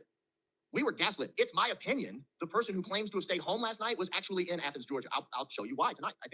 I believe that person was in Athens, Georgia. I don't think they were there at home. I don't think there was a security threat. I think that we were gaslit. And they gaslit on Fox News, and they gaslit on the stage last night, and they've been gaslighting on X through all the little circuits all day. I think we're being gaslit. But that's my opinion. That's just an opinion. I have a right to my opinion. I have a free right to state my opinion. I'll provide evidence of why I think that. I think it's compelling. I think you might also share my opinion by the end of the night. I think I'm going to put together a pretty good case tonight that she was in Athens. It wasn't a threat to her travel. It was a threat to her reputation. That's just an opinion. Oh. But we'll get to it. Let's We'll go. get to it and more. But I want to give you my opening statement because it covers this issue, Okay. I think, relatively nicely. If I do say so myself, ladies and I'm gonna have to go get my salad because I had got some Zaxby's earlier. And Baron looked like he's near the salad. Just hold on. Ooh, Baron. He said, I believe your hands was in Athens last night. Matter of fact.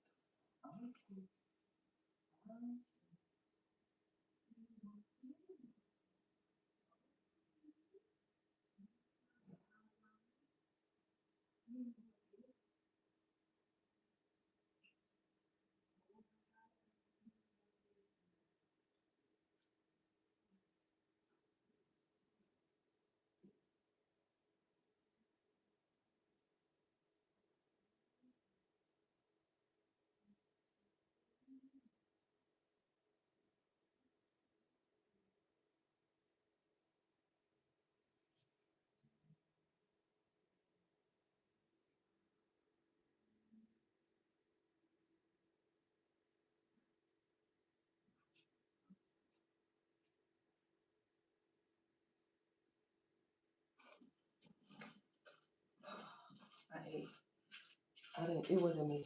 It wasn't just me. It was Cole too. Ran through the last of the black eyed peas and rice. And I didn't have time to cook me anymore. The next lima beans and rice. Butter beans, somebody. I didn't have time to cook me some more rice and beans. And so what ended up happening was now that I got this Zaxby salad, I have no beans and rice to go on top. I did earlier. It was like a little bit low. But I usually have like a section. I don't eat the whole salad. Oh, just go without there. further ado, and without I didn't even holding get you no much damn longer, water. Go ahead and hit the like button. Hit the For like sure. button right now. Do it right now. Just don't forget. Hit the like button. Subscribe. All that good stuff. All right, you ready? I This already is did. your opening statement. Let's go. Gaslighting. Gaslighting is one of the most insidious and disgusting forms of psychological manipulation in modern social interactions. It leaves the victims of gaslighting questioning not just their memories or perceptions, but the very foundation of their reality. The term, of course, has exploded in popularity in the last 10 years or so. It's often invoked in discussions of emotional abuse, narcissistic behavior, or coercive control. However, the roots of gaslighting stretch back nearly a century, and its effectiveness lies in exploiting deep-seated human vulnerabilities. It's cold. Understanding its origins, I gotta mechanics, hide the refrigerator. power, reveals why it remains such a potent tool for control, and why recognizing it is essential for self-protection. Probably need to say The word before, gaslighting 'cause comes he from a was going crazy. 1938 British play titled Gaslight by Patrick Hamilton. In the story, a husband named Jack Manningham secretly dims the gaslights in their home while searching the attic for hidden jewels. When his wife Bella notices the flickering and comments on it, he flatly denies any change. He insists she is imagining things or losing her mind. Over time, he escalates the deception. He starts hiding objects from her. He goes as far as to accusing her of theft. He stages events to erode her confidence. The play was adapted into films in 1940, and most famously, the 1944 Hollywood version starring Ingrid Bergman and Charles Boyer. In the movie, the husband's gaslighting drives the wife to the brink of institutionalization.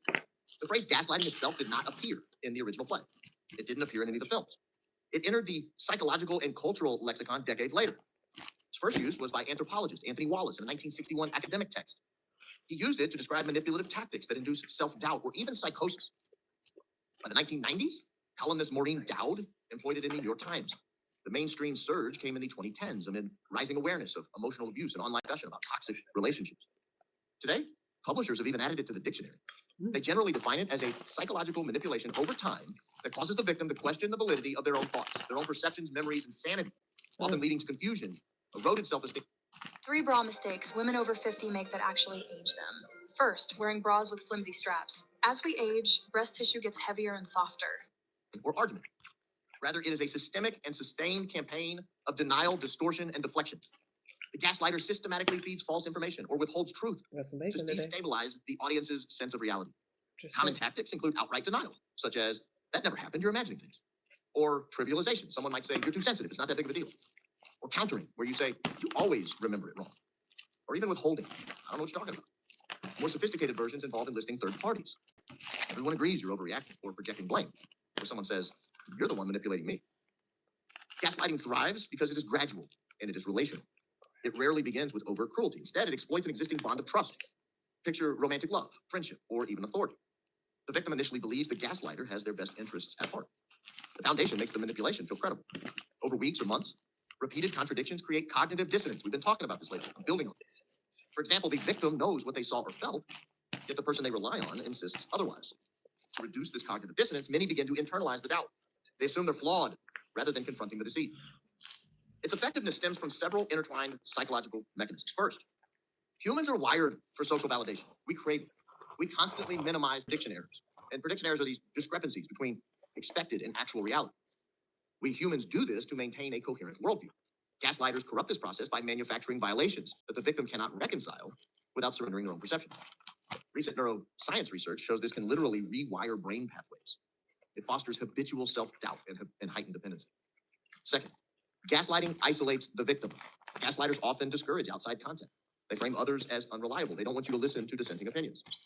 Without external reality checks, the victim's sole reference point becomes the gaslighter himself. It's not the first time. But the PBD podcast is outlining what alter legislation in the state is. He You should enriching put the himself to words be a- on there at the or show expense of us the taxpayer? screen. But when it was all said and done, we went to lunch, and I told him the same thing I'm telling you right now. I said, Mike, the only thing I ever wanted to do, actually, I think I said Mr. Speaker, even though he'd long been out of office. I said, the only thing I ever wanted to do was be right. And that, but when I say that, I don't mean that I wanted you to be a criminal. I meant I wanted to say the right things. When I was on air and I was talking about your case, I wanted to make sure I was accurate. And to the extent I wasn't accurate, I wanted to be corrected. So I offer this to TPUSA. Tyler Boyer, I know you have my number. If you ever feel like I've gotten something wrong, tell me. Tell me. Now, I might ask for documentary proof. I might ask for some sort of documentation. Don't just call me and tell me Andrew was on a later flight, because I don't believe he was. Tell me why you believe that. Give me something. I'll be happy to make the correction. I'll adjust my entire timeline. It might affect the outcome of my research. It might affect my conclusion of who was involved and why. But if you're just going to gaslight me, if you're just going to provide fake documentation, if you're just going to call me evil, if you're just going to threaten to do this or do that, or try to get you shut down, or mass report, or try to take your law license, if you're just going to do all that kind of stuff, hey, I'm retired from the practice. I can't say that right now. I actually still have one active case. I have one active case right now. It's a case that's been going on for the better part of a decade. It's just lingering. Other than that, I'm retired.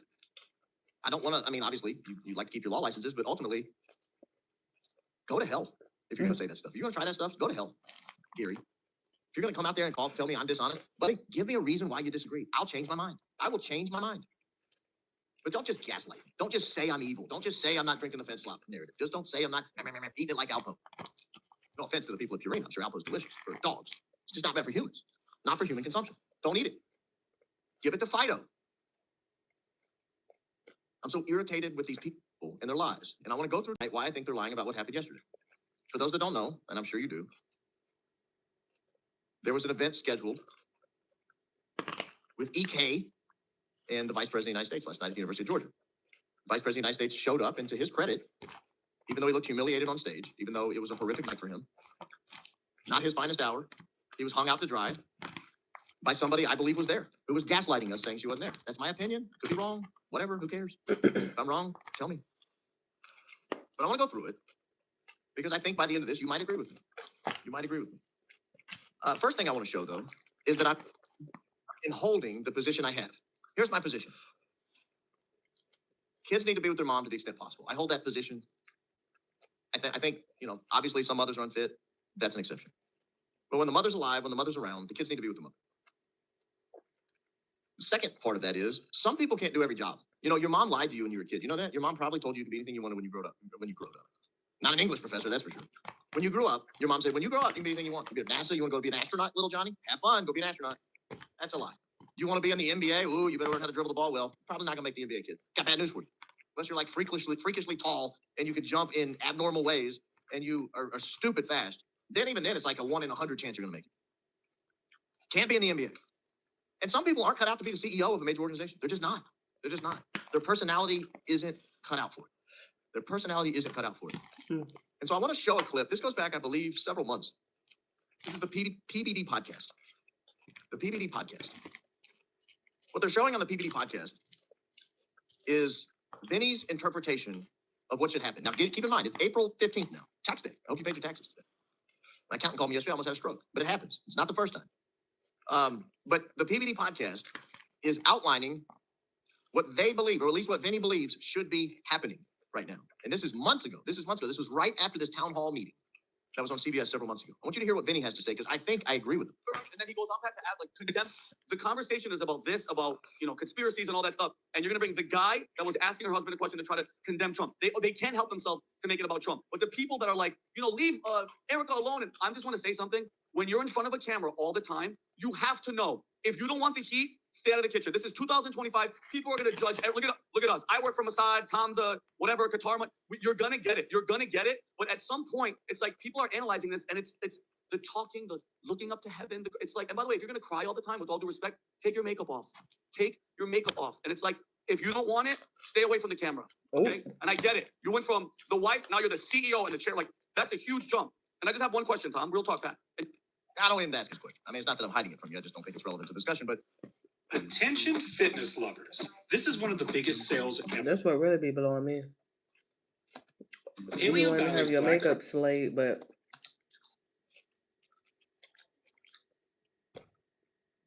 all these fake,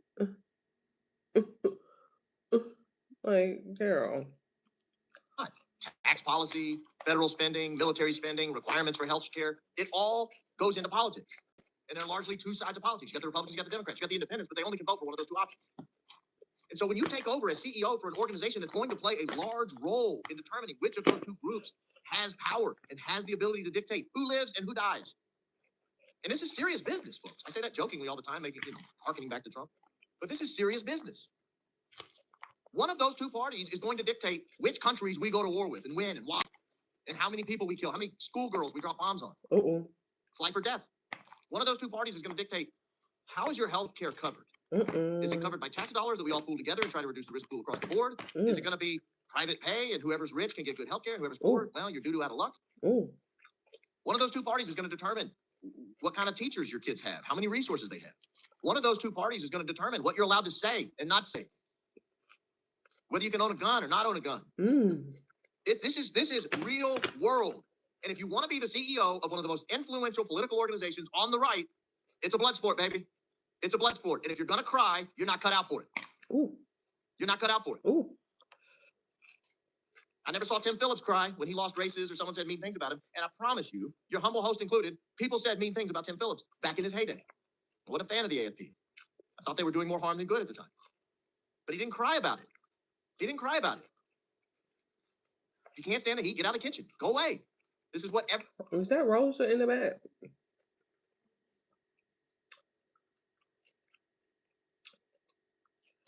everyone's wanted from the beginning. It's a disgrace to the legacy of the guy who built the organization. Somebody built that organization from the ground up, a group of people, but it cannot withstand what's happening to it right now. I want to go back to the PBD podcast because there was a later, this is in March, that last one I think was like in November. Here is a quote from March. This is one of their people. PBD's a mainstreamer. Like, he's not a nutcase. Yeah. He's not on the what I call the insurgent wing. Candace, Barron, Ian, others. That's the insurgent wing. This guy is not on the insurgent wing. He's a mainstreamer. And I want you to hear what he has to say. The look on your face is the look on your face of, I don't know if I agree, but there are good points being made, and this could be a real threat. The reality of it is, if the conservative movement and the conservative party gets too cocky, this happens every single time, no matter who is the number one. Anytime somebody wins, they automatically think they have it unlocked. They do not. By the way, here's the other thing to you. I don't have anything against Erica Kirk. I don't. Erica Kirk and I have spoken 2 or 3 times hi-bye, and one time a text exchange. Very cordial, nothing crazy, never had a phone call, never had a conversation. Not going to make friends saying this. I think Turning Point USA needs a better face. I think Turning Point USA needs a better face. I think she can be chairman of the board, but I don't think she's CEO. Ooh. I think Turning Point USA needs to go hire a recruiting firm, vet them out by the right voices, a good board, a mixture of people from different conservative sides. I don't know who the board is today.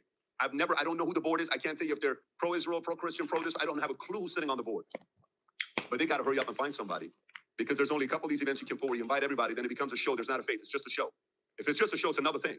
I think there's chairman of the board, there is COO operations that's aligned with them, but they need a person that's going to go out there doing the work. She's not going to go on campuses debating. That's not her job. No. That's not her natural place to be. She can go to churches and do all the stuff that she's doing great. They truly need to make a decision, because TPUSA is a very important arm of the young conservative movement. This has to continue in a very different, intentional, strategic way. They got to hire a firm, sit down and say, how would you do it if you were us? They got to go through an operation where they look at different candidates and look at what it looks like and create an element of building up to somebody being there.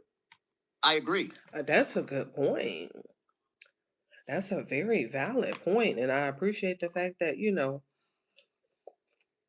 he stepped back and brainstormed on it. Like, nah, you ain't cut out for this, honey.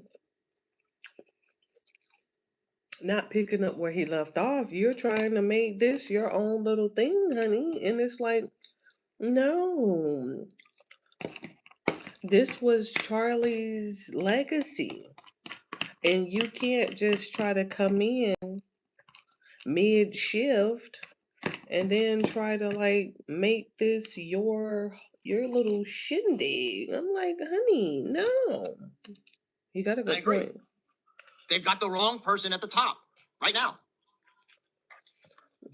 That's it. That's it. That's my beef. That's it. That's all I care about right now. I want to know who killed Charlie Kirk, how, and why. Right. That's a totally different inquiry into who leads TPUSA. Right. A totally different inquiry. Right. You can't have the face of one of the people. Uh-oh. You can't have the face of one of the organizations that will help pick who is the next president of the United States, who's going to be sitting in Congress, who's going to be sitting in the Senate. You cannot have that person be that incompetent, that emotional, canceling in a huff on the last second. Uh-oh. And I do believe it was last second. I think you'll agree with me by the end of the show. But here's how I want to set it up today. Andrew Colvett did a Fox hit this morning. Oh, yep. Andrew Colvett did a Fox hit this morning. And on the Fox hit, make sure I have the time span right. I lied. I'm going to probably end up eating this whole salad. On the Fox hit, you have a clip from last night where J.D. Vance gives an indication of when the decision was made that Erica Kirk would not be there. I want you to listen to it, and we're going to do a little math. Uh-oh. I want you to listen to it, and we're going to do a little math. Here is that Fox hit, or the clip from the Fox hit. Which is terrible. It's a terrible reflection on the state of reality and the state of the country. I love Erica, and I know that she did get some Tourette's. I was a little worried that we were going to have to cancel the event because Erica was not going to come, and she was very worried about it. And I talked to the Secret Service, and I said, you know what? Let's let Erica do what she needs to do for herself and her family. So the man on stage. What you heard there was a bunch of clips put together to act like it was one statement. It was not. Right. They left out a key part, and they have left it out over and over to the point where I believe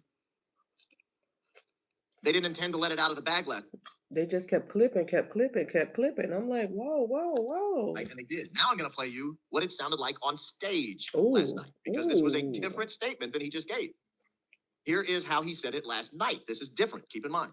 Well, first of all, I love Erica, and I know that she did get some threats. And, about 2 hours ago, as you know, Andrew, I was about 2 hours ago. 2 hours ago. I'll let him finish, but hold on to that in your head. About 2 hours ago. a little worried that we were going to have to cancel the event because Erica was not going to come, and she was very worried about it.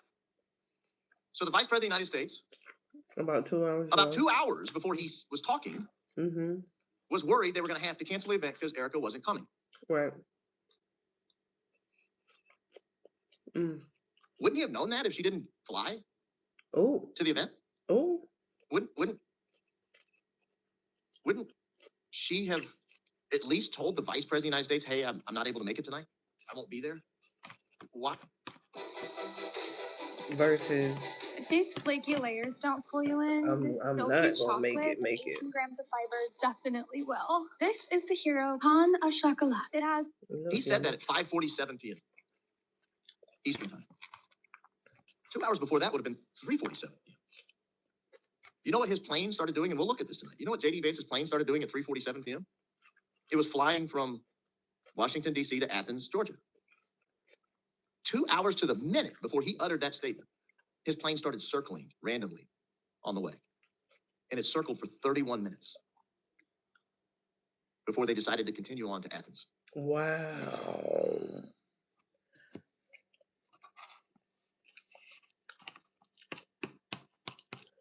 Look, that Baron is certified.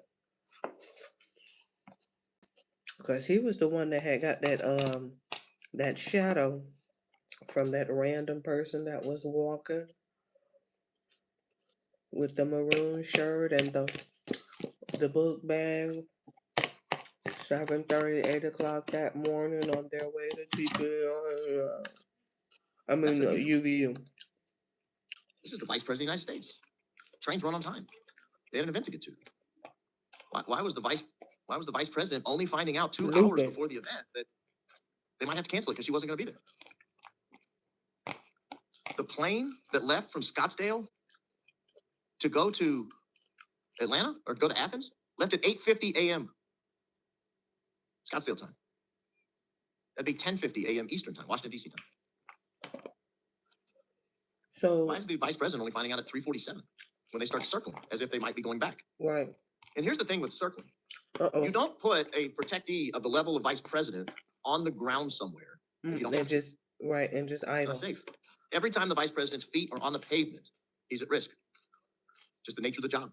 Sure. President, Vice President, probably more than any two people in America. They're at risk every time their feet are on dry ground. One of the safest places they can be is in the air. And the proof of that is anytime there's a threat to this country, they put one of them in the air. They go up in a plane and they circle. It's a very safe place to be. Now, does that mean Erica was on that plane that left Scottsdale at 8:50 a.m.? Maybe, I don't know. Could have been Andrew. Could have been the sponsor who was there. We'll hear from him in just a moment because he does something that also gives us an indication she, I believe, was there. We'll talk about that in a moment. There were actually 3 important planes that flew in that day. One from Scottsdale, one from Florida,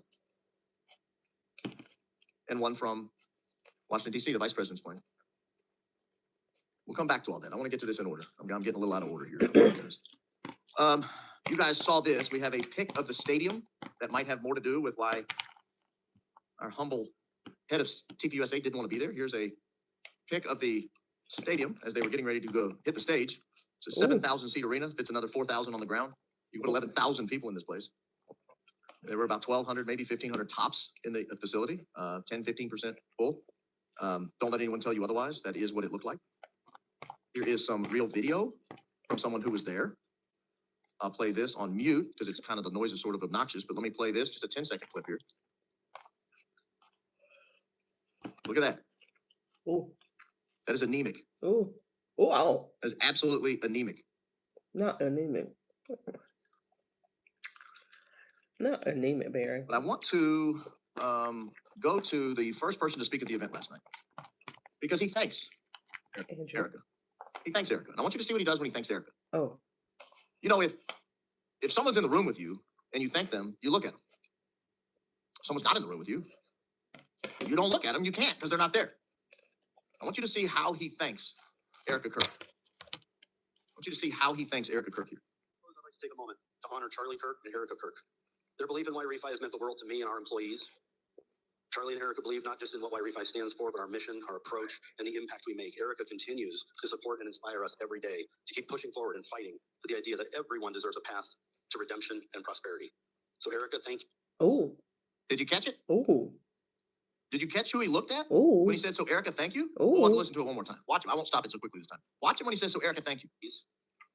Charlie and Erica believe not just in what YRefi stands for, but our mission, our approach, and the impact we make. Erica continues to support and inspire us every day, keep pushing forward and fighting for the idea that everyone deserves a path to redemption and prosperity. So, Erica, thank you. Ooh. Thank you for your friendship and believing in YRefi. And to everyone at Turning Point, who I've gotten to become very good friends with a lot of these folks. He did glance. So, Erica, thank you. Who the hell are you looking at? Right. Who are you? Who's over there? She's not supposed to be there. Who are you looking at? You don't look over like that when you're talking to someone. If they're not there, that makes you crazy. And I don't think that guy's crazy. He seems like a perfectly decent businessman. That damn Barry. So, Erica, thank you. I'm not supposed to be here. I'm not supposed to be here. Stop it. Why, Erica? Why are you waving wildly like that? Shh, shh. You so damn funny. So, Erica, thank you. If I look irritated, I am. I'm tired of being gaslighted. Yeah, look. Tired of being lied to. We love it. Tired of being lied to. We love it. Go through the timeline. He started talking at 5 o'clock Eastern time. At 5:17 and 52 seconds, Carolyn Maddox, the UGA TPUSA president, kicks off the event. She talks for 4 minutes. No mention that Erica's not there. No mention at all. Oh.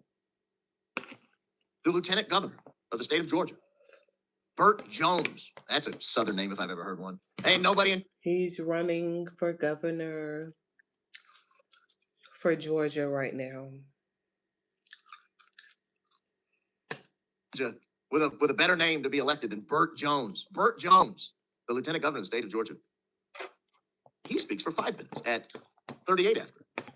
No mention of Erica not being there. And it's not until Andrew walks out with the vice president that we get our first indication that she's not. So I want to show you what this looks like, and I'm going to give you not my final, but one more piece of evidence that I don't believe for a second Andrew left that day intending to be on the stage. Here's what the scene looked like. Andrew's a smart guy. He's a good-looking man. He's been around politics a long time. What he got on? I find it personally impossible to believe he is going to interview.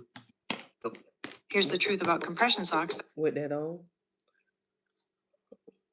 With that giddy up? Doesn't fit. With that giddy up? He's got on black pants and a blue blazer. Unless you're in the military, that is an absolute no-no. You cannot do that. Ooh. You cannot walk out on a stage in black pants and a blue blazer. Oh. Period. End of story. Oh. He has no tie. I ate that all. He has no tie. Uh-oh. No tie at all. That might not even be his shirt. Ooh. His collar looks like it has not even been ironed. My friends, if you're going to interview the vice president of the United States, you match, you wear a tie, and you iron your dadgum collar. You throw in a medium starch. You make sure that points. You put in some collar stays. Get you some stainless steel or brass collar stays. Get you a little medium starch. If you don't know how to work the iron, have the missus hit that thing a couple of times before you throw it in. Not missus. But he would never walk out of there in rolled up black pants, a navy blue blazer, and an ill-fitting navy blue blazer, a shirt that doesn't work with no collar stays and no starch. To interview the Veep? Are you out of your mind? Look at him on the Fox hit the next day. He looks twice as good. Why? He's gotten back home. Right. He's hit up his closet. He's aware he's about to be on television. You tell me you have more respect for Bill Hemmer on Fox News than the vice president in person? It's absolutely nonsensical that this man left the house thinking he was going to interview the vice president. Good point. Nonsensical. This decision was not made, in my opinion, this is all my opinion, this decision was not made before they got there, which means she was there.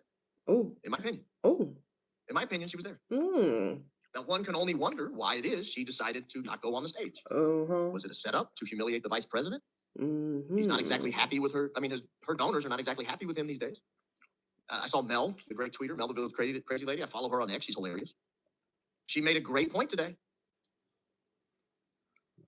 At AmFest, they were all in on JD Vance. JD Vance has not towed the company line since then, and a lot of the donors might not be on his agenda, might be on his side.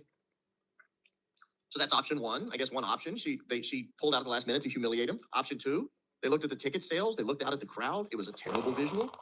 If you want an image of someone having completely wrecked TPUSA, put her on that stage and take a wide angle from the back. There's no energy. There's no enthusiasm. There's no attendance. It's an event completely open to the public. Any Tom, Dick, or Harry could have signed up to go in there.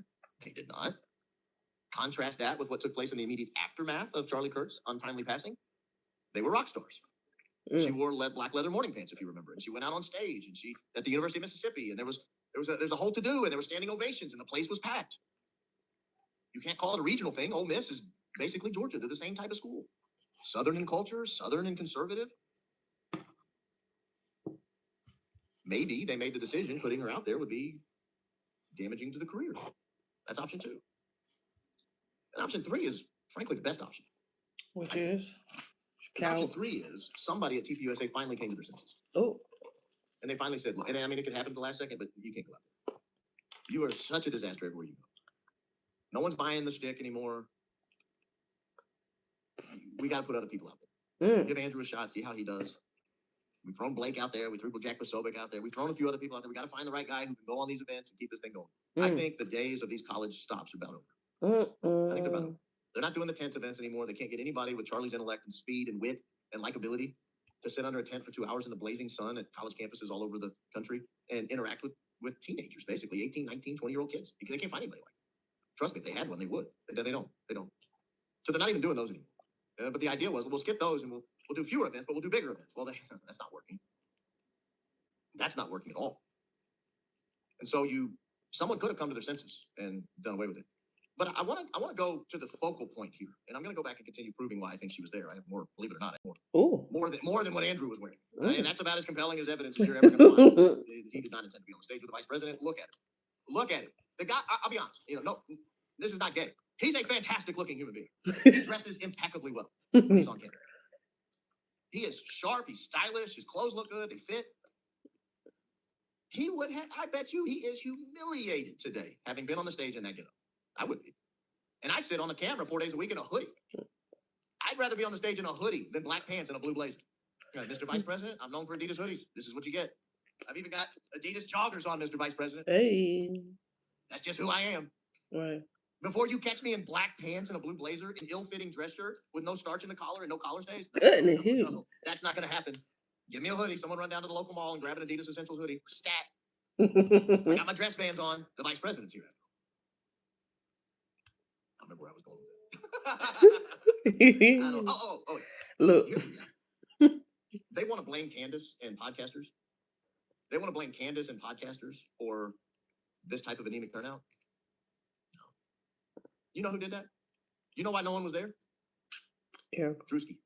Drewski. Well. She will never recover from the Drewski hit. Oh, it is. You got to be a little older. I remember this because I was a kid, but you got to be a little older to remember this. Okay. It's Michael Dukakis in that stupid helmet in a tank. It's John Kerry in his biohazard suit looking around. I gotta find a picture. John Kerry in biohazard suit. I mean, you can't become president once you're pictured. Oh, let me go to images. I just got to find a good. Yeah. You can't become president if you're pictured looking like this. This was during the campaign in 2004. I forgot about Drewski. John Kerry was pictured like that. That's the Drewski moment. That's his Drewski moment, and Drewski probably wasn't even alive. He probably was, actually, but he would have been very young. That's the Drewski moment. Let's see if I can find the Michael Dukakis picture in the tank. Oh, yeah, here it is. Yeah, this is great. Oh, man, they put it behind a paywall? A 40-year-old picture? Or whatever? 38-year-old picture behind a paywall? They don't want you to know how toxic this is. If you're buying produce from the grocery store, you need to see this. This is Michael Dukakis in a tank. See that? He was relentlessly lambasted for that. Just like John Kerry was for this. Her Michael Dukakis moment wasn't even her. Well, I guess it was. It's all those weird eyes. Right. Too. Yeah, that too. Look at Barrett. I think that's Drewski. I promise you, more students at the University of Georgia have seen the Drewski skit than have seen your humble host, than have seen Candace Owens, than has seen Coach Colin, than have And seen Barron. anybody. Barron. Don't forget you. No, nobody's seen these people. A few here and there on college campuses, maybe. But not thousands on every college campus. Are you out of your mind? You know how many of them seen the Drewski skit? 100%. Now, maybe there's some foreign exchange students who barely speak English. They're over here on a Chinese visa or something. Maybe they haven't seen the Drewski skit. But even them, I bet they have. I bet they've seen it. It was ubiquitous. Ubiquitous. Ubiquitous. It was everywhere, and it was devastating. And when somebody gets dunked on like that, you're not going to show up to see him speak. That's basically you getting dunked on. Oh, you're going to see the person Drewski dunked on? Doesn't work that way. Doesn't work. So I want to show you I love that a man. picture from this weekend. So glad I caught him. This was, let me isolate it. Try to keep as much of these people's information out of it as possible. This is a picture from this weekend at Mar-a-Lago. This is Erica Kirk in the background. These are some of her friends, and they are at either a bridal shower. Bettina. They're at a bridal shower for Bettina. So she was in Florida this week. Well, we've already identified one plane that left Scottsdale in the morning. There was another plane that left. Where's the Florida plane? Right there. There's another plane that left. No, it didn't come up. Oh, please. Give me the, just type the tail number out there. I'll find it. Okay. There was another plane that left,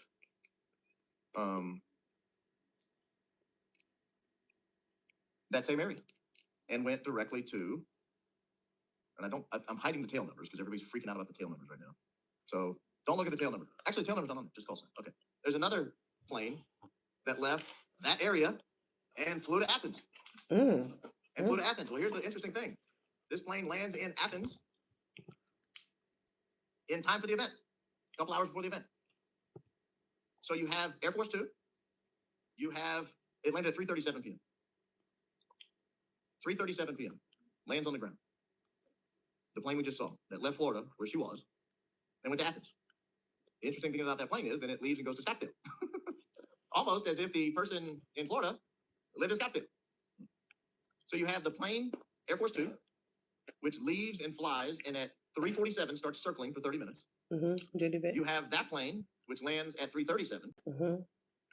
You have the other plane from Scottsdale to Athens 8:30 that landed at 3:37, basically the same time. And you even had a plane that flew with the vice president for some reason. It's called SAM 2A. I don't know who was on SAM 2A, but SAM 2A flew and landed about the same time. So you have these four planes all coming to Athens, all presumably for the same event.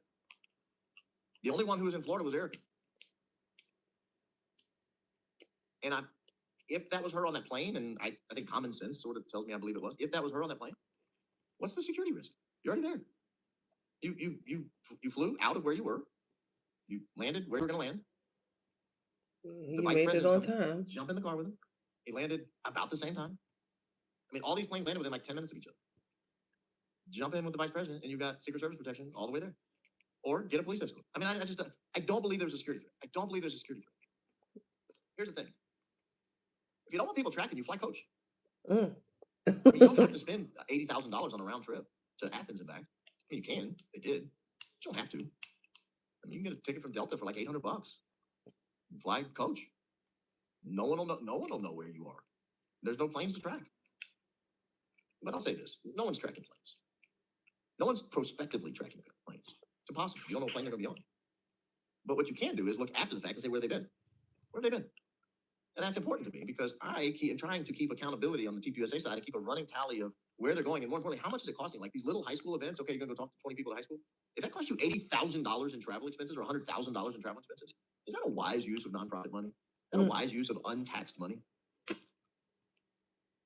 I don't think it is. I don't think it is. But maybe they do.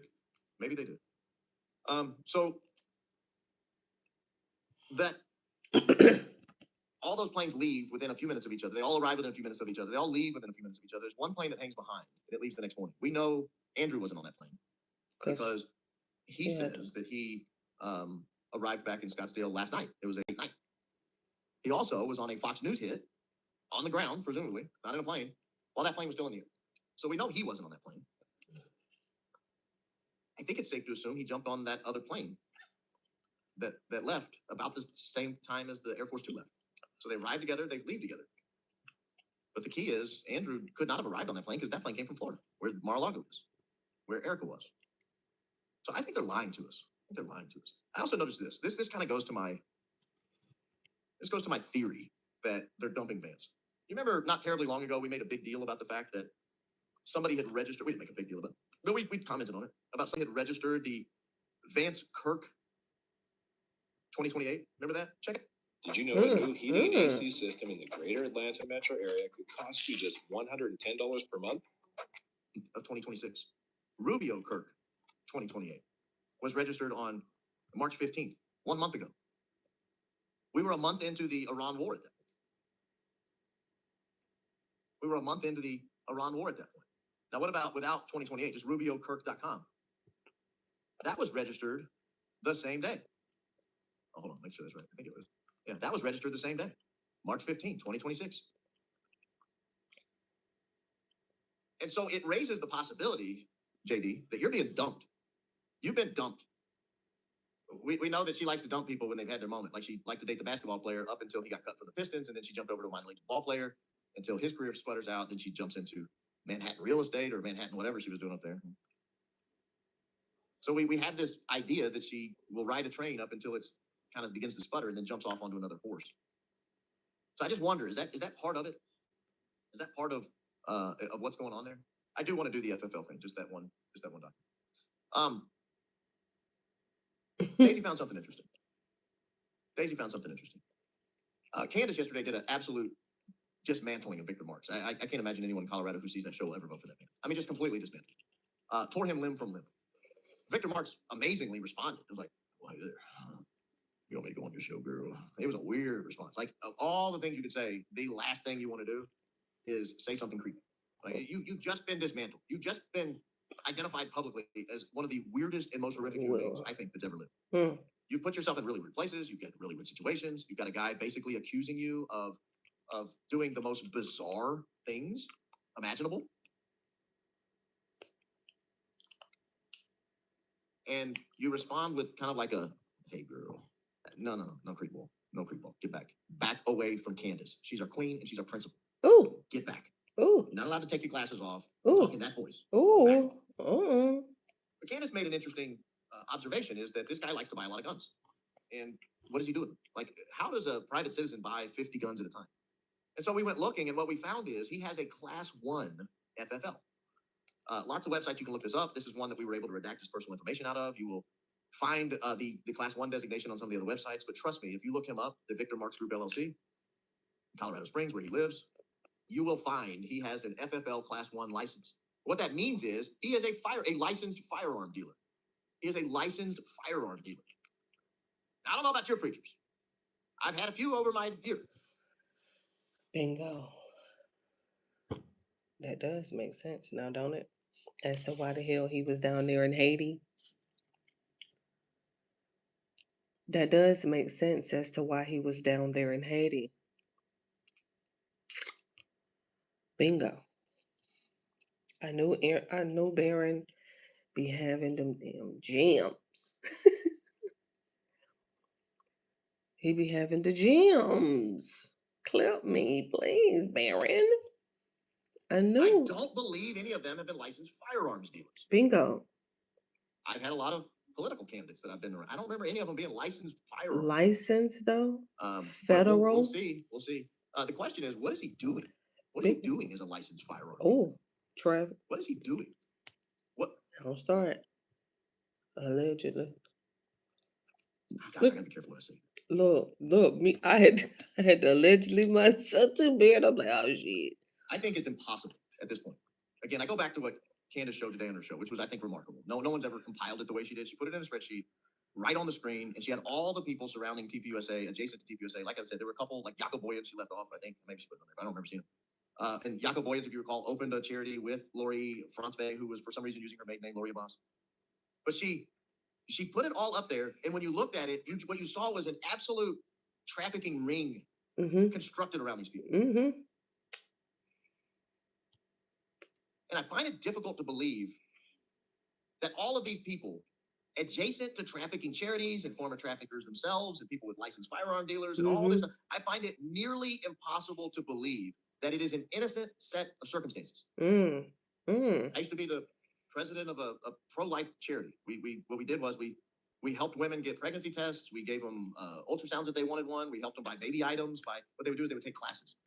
Great charity. They would take parenting classes because a lot of these women came from very unfortunate circumstances. Very hard lives, project housing, inner city lives. Most of them, probably 90+% of them. And they it's not that they wanted to have an abortion. They didn't want to raise a baby. They didn't know how. But if you can get to them and say, hey, let me show. Just watch some classes. If you watch the classes, we'll give you baby bucks. Ooh. And these baby bucks could be used in the store. And we would have people donate carriers and formula and diapers and onesies and clothes and shoes and all kinds of stuff. Take the burden off of raising a child.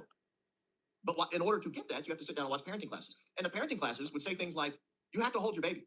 Like, you need to hold your baby a lot. And they're like, what? Why? Like, because the human body requires that. The kids develop hormones, and it helps soothe their brains, and it helps brain development and eye development, and helps cut down on learning disabilities and violent tendencies. Like, you have to hold the baby. These people came from generational trauma. They never heard that. They never heard that. They're not bad people. They're not innately stupid people. They just were never taught the basics. Like, if you don't tell someone to buckle their seatbelt, they don't buckle their seatbelt. You have to make it like, hey, you buckle the seatbelt. You get in the car, you buckle the seatbelt. You don't cross the road without looking both ways. If no one ever told you that, you just run out in traffic. And if no one tells you to hold your baby, you don't hold your baby. You don't know you have to. But there were a lot of people that worked in and around this charity. We had an executive director. We had staff members. There were probably 10 of us on the board. We would raise money. We would have fundraisers. We had all these people. You know how many of them were involved in trafficking in any capacity? None. None. There was nobody adjacent to sexual trafficking, gun trafficking, drug trafficking. Absolutely nobody. None. Not a single person. These were people like accountants. We had a guy who was a carpenter. We had a guy who had a plumbing company. I don't even think he graduated from high school. Very successful guy. These people just wanted to help. They saw human beings in dire conditions, people who were hurting, generationally hurting, and they thought, I can help them. Nobody connected to trafficking. I was on the finance council of our church for 11 years. Holy Spirit Parish in Montgomery, Alabama. I think 11 years I was on the finance council. You know how many people on the finance council were in trafficking in any way? Background? No one. Had the CEO of a media company there. He was on the board. Had an accountant. Nobody involved with trafficking. None. Just people who wanted to make sure the church's money was spent well. They went to good things. Like we had an elementary school at the church, and we wanted to make sure the school was funded, make sure the playground was nice. I think we raised money at one point to build a gym for the school. Like, just normal stuff, guys. Normal stuff. No trafficking. Look at Barry. Never out of 10. It's like putting I mean, but chapstick on your this many forehead and people hoping that- connected to trafficking is just, I mean, goodness gracious. Y'all going down in history. That's it. And to make sure, like, when the parish doors were broken in a hurricane one time, we had to fix the doors, put some metal around the door frame where it was broken. We had air conditioners go out, $25,000 a pop, so we'd have to raise money for those. We had to hire somebody to get up and inspect the roof after a storm one time. That was like $10,000 because our roof looked like this. I mean, it's just crazy. I mean, just normal charity stuff. Nobody involved in trafficking. No licensed gun dealers. Nobody took private planes anywhere. Just normal stuff. I'm not knocking people giving back to good causes. I'm knocking people who are creepy, who have the same background, who all seem attracted to the same thing, who seem to be involved in an industry that on its face looks like, I think we're going to support some Republican candidates and teach some kids about Christ. Then why don't you hire normal people? Why don't you hire normal people?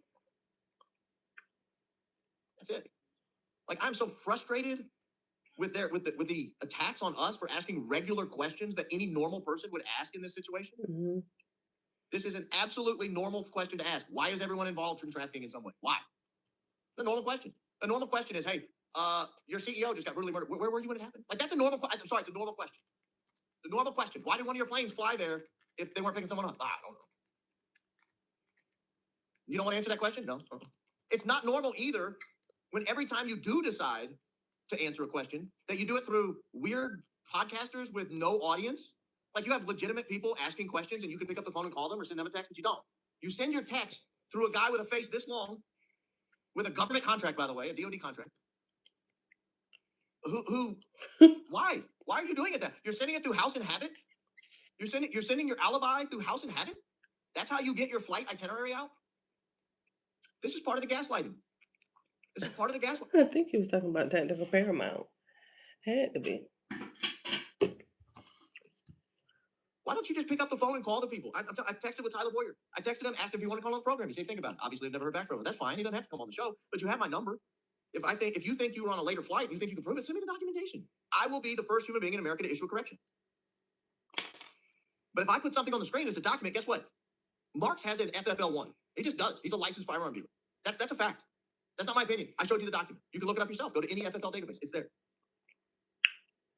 Victor Marks Group, LLC, FFL1. Now, my opinion is that's really weird for a preacher. Ooh. It's a really weird thing for a preacher. It's a really weird thing for a guy running charities, and that's just nuts. I'm sorry, it's weird.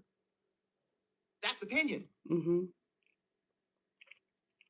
The fact is, we don't know where Charlie Kirk's wife was when he was taken down. That's a fact. My opinion is that's weird as hell. Why would you not want to establish that for everyone in the world? That's my opinion. It's weird. That's not me calling her a killer. That's not me saying anything about her character. It's just, why wouldn't you establish where you were? We don't know where you were the couple of days leading up to when your husband was assassinated. Oh, we do. But you try to establish an alibi through some third-rate podcaster with 200 live people? What? Why? Why? Funny. That's the difference. Fact and opinion. Opinion protects the speech. I can hold any opinion I want. That's facts. They're different things, but they're facts. They're just facts. The final thing also. When Victor Marks purchased the $26,000 worth of guns, he didn't run them through the FFL company. You know, the FFL is in not Richard Marks. He was a singer in the 80s. A good song. Signing on the Dotted Line. That's a good song. Richard Marks could jam. Are you kidding me? Don't need nothing. That's a great song. Not Karl Marx. He was a philosopher, economist. What's the guy's name? Victor Marks. When Victor Marks purchases the $26,000 in guns, you notice he doesn't do it through the FFL company. He doesn't do it through Victor Marks Group LLC. He does it through his charity. Is that illegal? I don't know. I'm not a firearms expert. But I think it's weird. I think it's really weird. You know, charity to me is like food, baby clothes, Bibles, maybe some medical supplies, some PPE equipment going into a dangerous area. I don't know. Guns are not charity. Those are weapons of death. And I'm a gun fan. I love guns. I have a lot of, but they are weapons of death. They are designed exclusively for ending lives, animals and humans. That's all they're for. That's not a charity. That's not a ministry. Jesus Christ is a ministry. He did not preach 20. I'll look in the Bible. Weird. Look. I got my Catholic Ignatius Study Bible here. Let me scan it real quick. Look for the "Go thou and buyeth $26,000 of gunnets." No, I don't see it in here anywhere. Mark, Luke, no. I'm going to safely say it's not in there. I just assume it's not in there, ladies and gentlemen. Serious business. I get it. Tell me the ministerial purpose for buying $26,000 in guns and link it to Jesus Christ and do it in one sentence. I'll wait. One sentence, no compound sentence. I want no semicolons, no commas, I don't want no dash. You should have never run for Colorado governor. You could have flown under the radar. You could have deleted tweets about knowing Charlie Kirk was dead a half hour before anybody else did. All of this would have gone under the radar and you would have never known. You would have never known. I don't normally pull up supers in the middle of the show, but this one caught mine. Really disappointing you didn't believe a bunch of global arms traffickers suddenly found the Lord and are now rescuing orphans with Erica and Jimmy Barbecue. It's called Charity Beard and Grieving Differently. Grieving different. Look at Candace in the chat. Global arms traffickers suddenly found the Lord, right? All the pastors randomly, and now rescuing orphans and Jimmy. Indeed. Ladies and gentlemen, our principals in the classroom, this is why I tell you to be on your best behavior in the chat. You never know who's watching. You got to be on your behavior, mind your P's and Q's, ladies and gentlemen. Look at Candace in the chat. Yes. It's insulting, I know. I'm not trying to insult people by not buying their charity. But I just don't find a biblical. She a real fan of that doggone Baron. mandate to goeth forth and buyeth thy guns. I don't see it. I don't see it. Guys, I appreciate it. Don't forget to like the video. Don't forget to subscribe. I'm going to run through some of your comments because this is my favorite part of the program. This is the community building hour we're about to go into here. Oh, update. I'm going to have Jesse on fire on Friday for the members chat. It'll be at 1 p.m. Central. We scheduled that. Oh, okay. Nice. Not too terribly long ago, but we scheduled that. That'll be Friday. I am well aware a lot of you think his theory is total nonsense. That Charlie, Yeah, Charlie Kirk is I still agree with alive. I think it's total nonsense. We may or may not even talk about Charlie Kirk. He said, what do you want to talk about? I said, we can talk about your theory, or we can just talk about like the fake moon trip. We can talk. I mean, member shows are all wide open. I said, we could just turn on the mics and see where. Get 30 protein sticks for just $36. That's only $1.20 each. Here. Member building. Oh, come. Suchia. Examiner just decided, wow, inspection's coming, and we got to chuck the skull out. What's that all about? Remember when mobsters ran everything and they owned the mayor's office and the police back in the 1930s, and they could basically get away with anything and everything, even murder? Well, that still seems to be happening today in cities like San Francisco, except the mobsters are people like Sam Altman. I think most of you who have been following me a while have heard of Suchi Balaji, the OpenAI whistleblower who was trying to expose OpenAI's data abuses before he tragically died of a suicide in late 2024. And how do we know it was a suicide? Well, because that's what they told us it was. But late last night, Suchir's mother, Pornima Romero, took to X with a bomb. I need to get back over there. It's for real. Been missing out. We learned recently that autopsy was never performed. Partial autopsy by medical examiner means they dissect part of the body injured. Medical examiner failed to open the head, though there was injury. Autopsy has to be supervised. In this case, chief medical examiner was not present. ME had to take pictures of oral cavity. They missed it. Stomach has to be open to determine time of TOD. Entry room had to be examined to see the soot, to identify exact distance between victim and the firearm. No crime reconstruction. With so many errors, we can challenge OCME of their conclusion. Okay. Who is Ines Picker or Ines Picker 101 in Rukana? Allegation that reads, quote, we learned recently that the autopsy was never performed. Partial autopsy by the medical examiner means they dissect part of the body injured. Medical examiner failed to open the head, though there was an injury. Remember, they was allegedly shot in the head. Autopsy has to be supervised. In this case, chief medical examiner was not present. ME had to take pictures of oral cavity. They missed it. Stomach had to be opened to determine time of death. Entry wound had to be examined to see the soot to identify exact distance between victim and the firearm. No crime reconstruction. With so many errors, we can challenge OCME of their conclusion. At this point, is it even shocking? I still think it is shocking, but maybe not surprising that a police department would be this corrupt, potentially, to cover up a possible homicide. Because just to remind everybody, there were a lot of very weird inconsistencies at the crime scene. It looks like a suicide to me. Why does it look like a suicide? Oh. It was a gun he had purchased. It was this is like gruesome to talk about, but I read the whole medical record. Does it not look like one to you? No, he was definitely murdered. There were signs of a struggle, of course. The surveillance camera, the wires had been cut. He had just ordered takeout food, come back from vacation with his friends on Catalina Island. No indication at all that he was suicidal. No note and no behavior. He had just spoken to a family member on the phone. And then he's found dead with blood in multiple rooms. So that's impossible. Seems really obvious he was murdered. Have you talked to the authorities about it? I have not talked to the authorities about it. Oh. Hey, man. Welcome to the NJC. Immigration arrests in Georgia have nearly quadrupled this year. We just found your next favorite date night spot.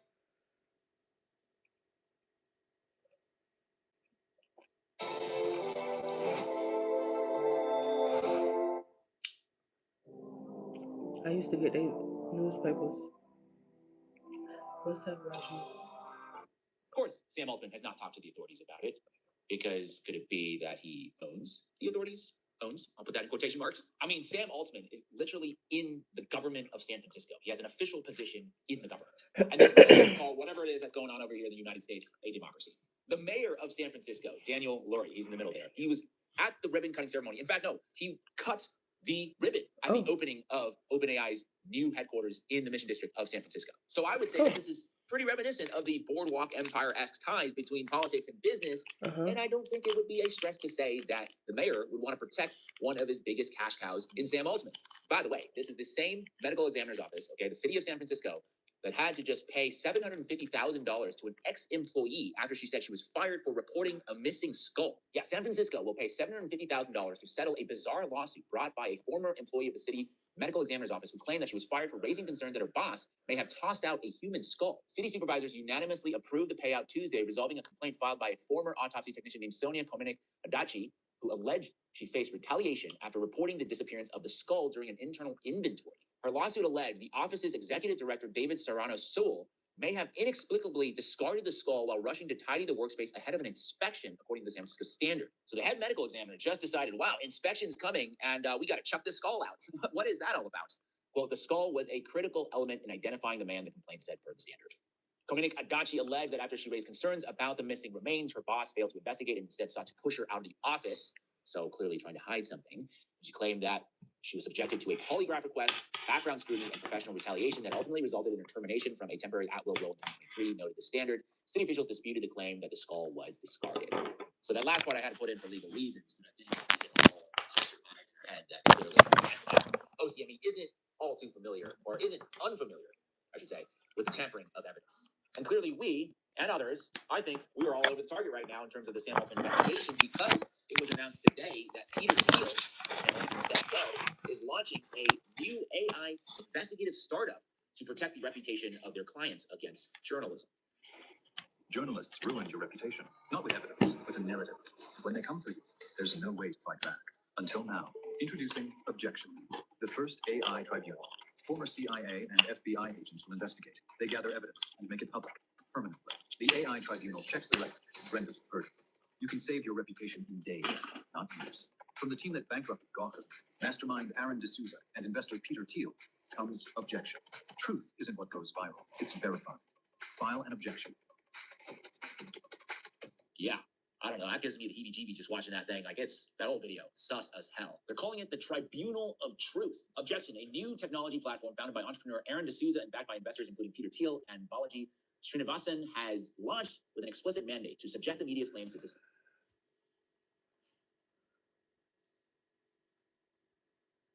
So they didn't do an autopsy? Partial autopsy?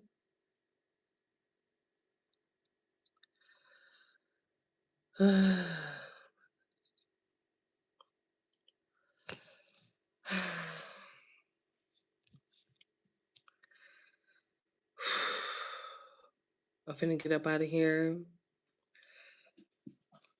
2 hours, 30 minutes. Let me just call it a day, call it a night.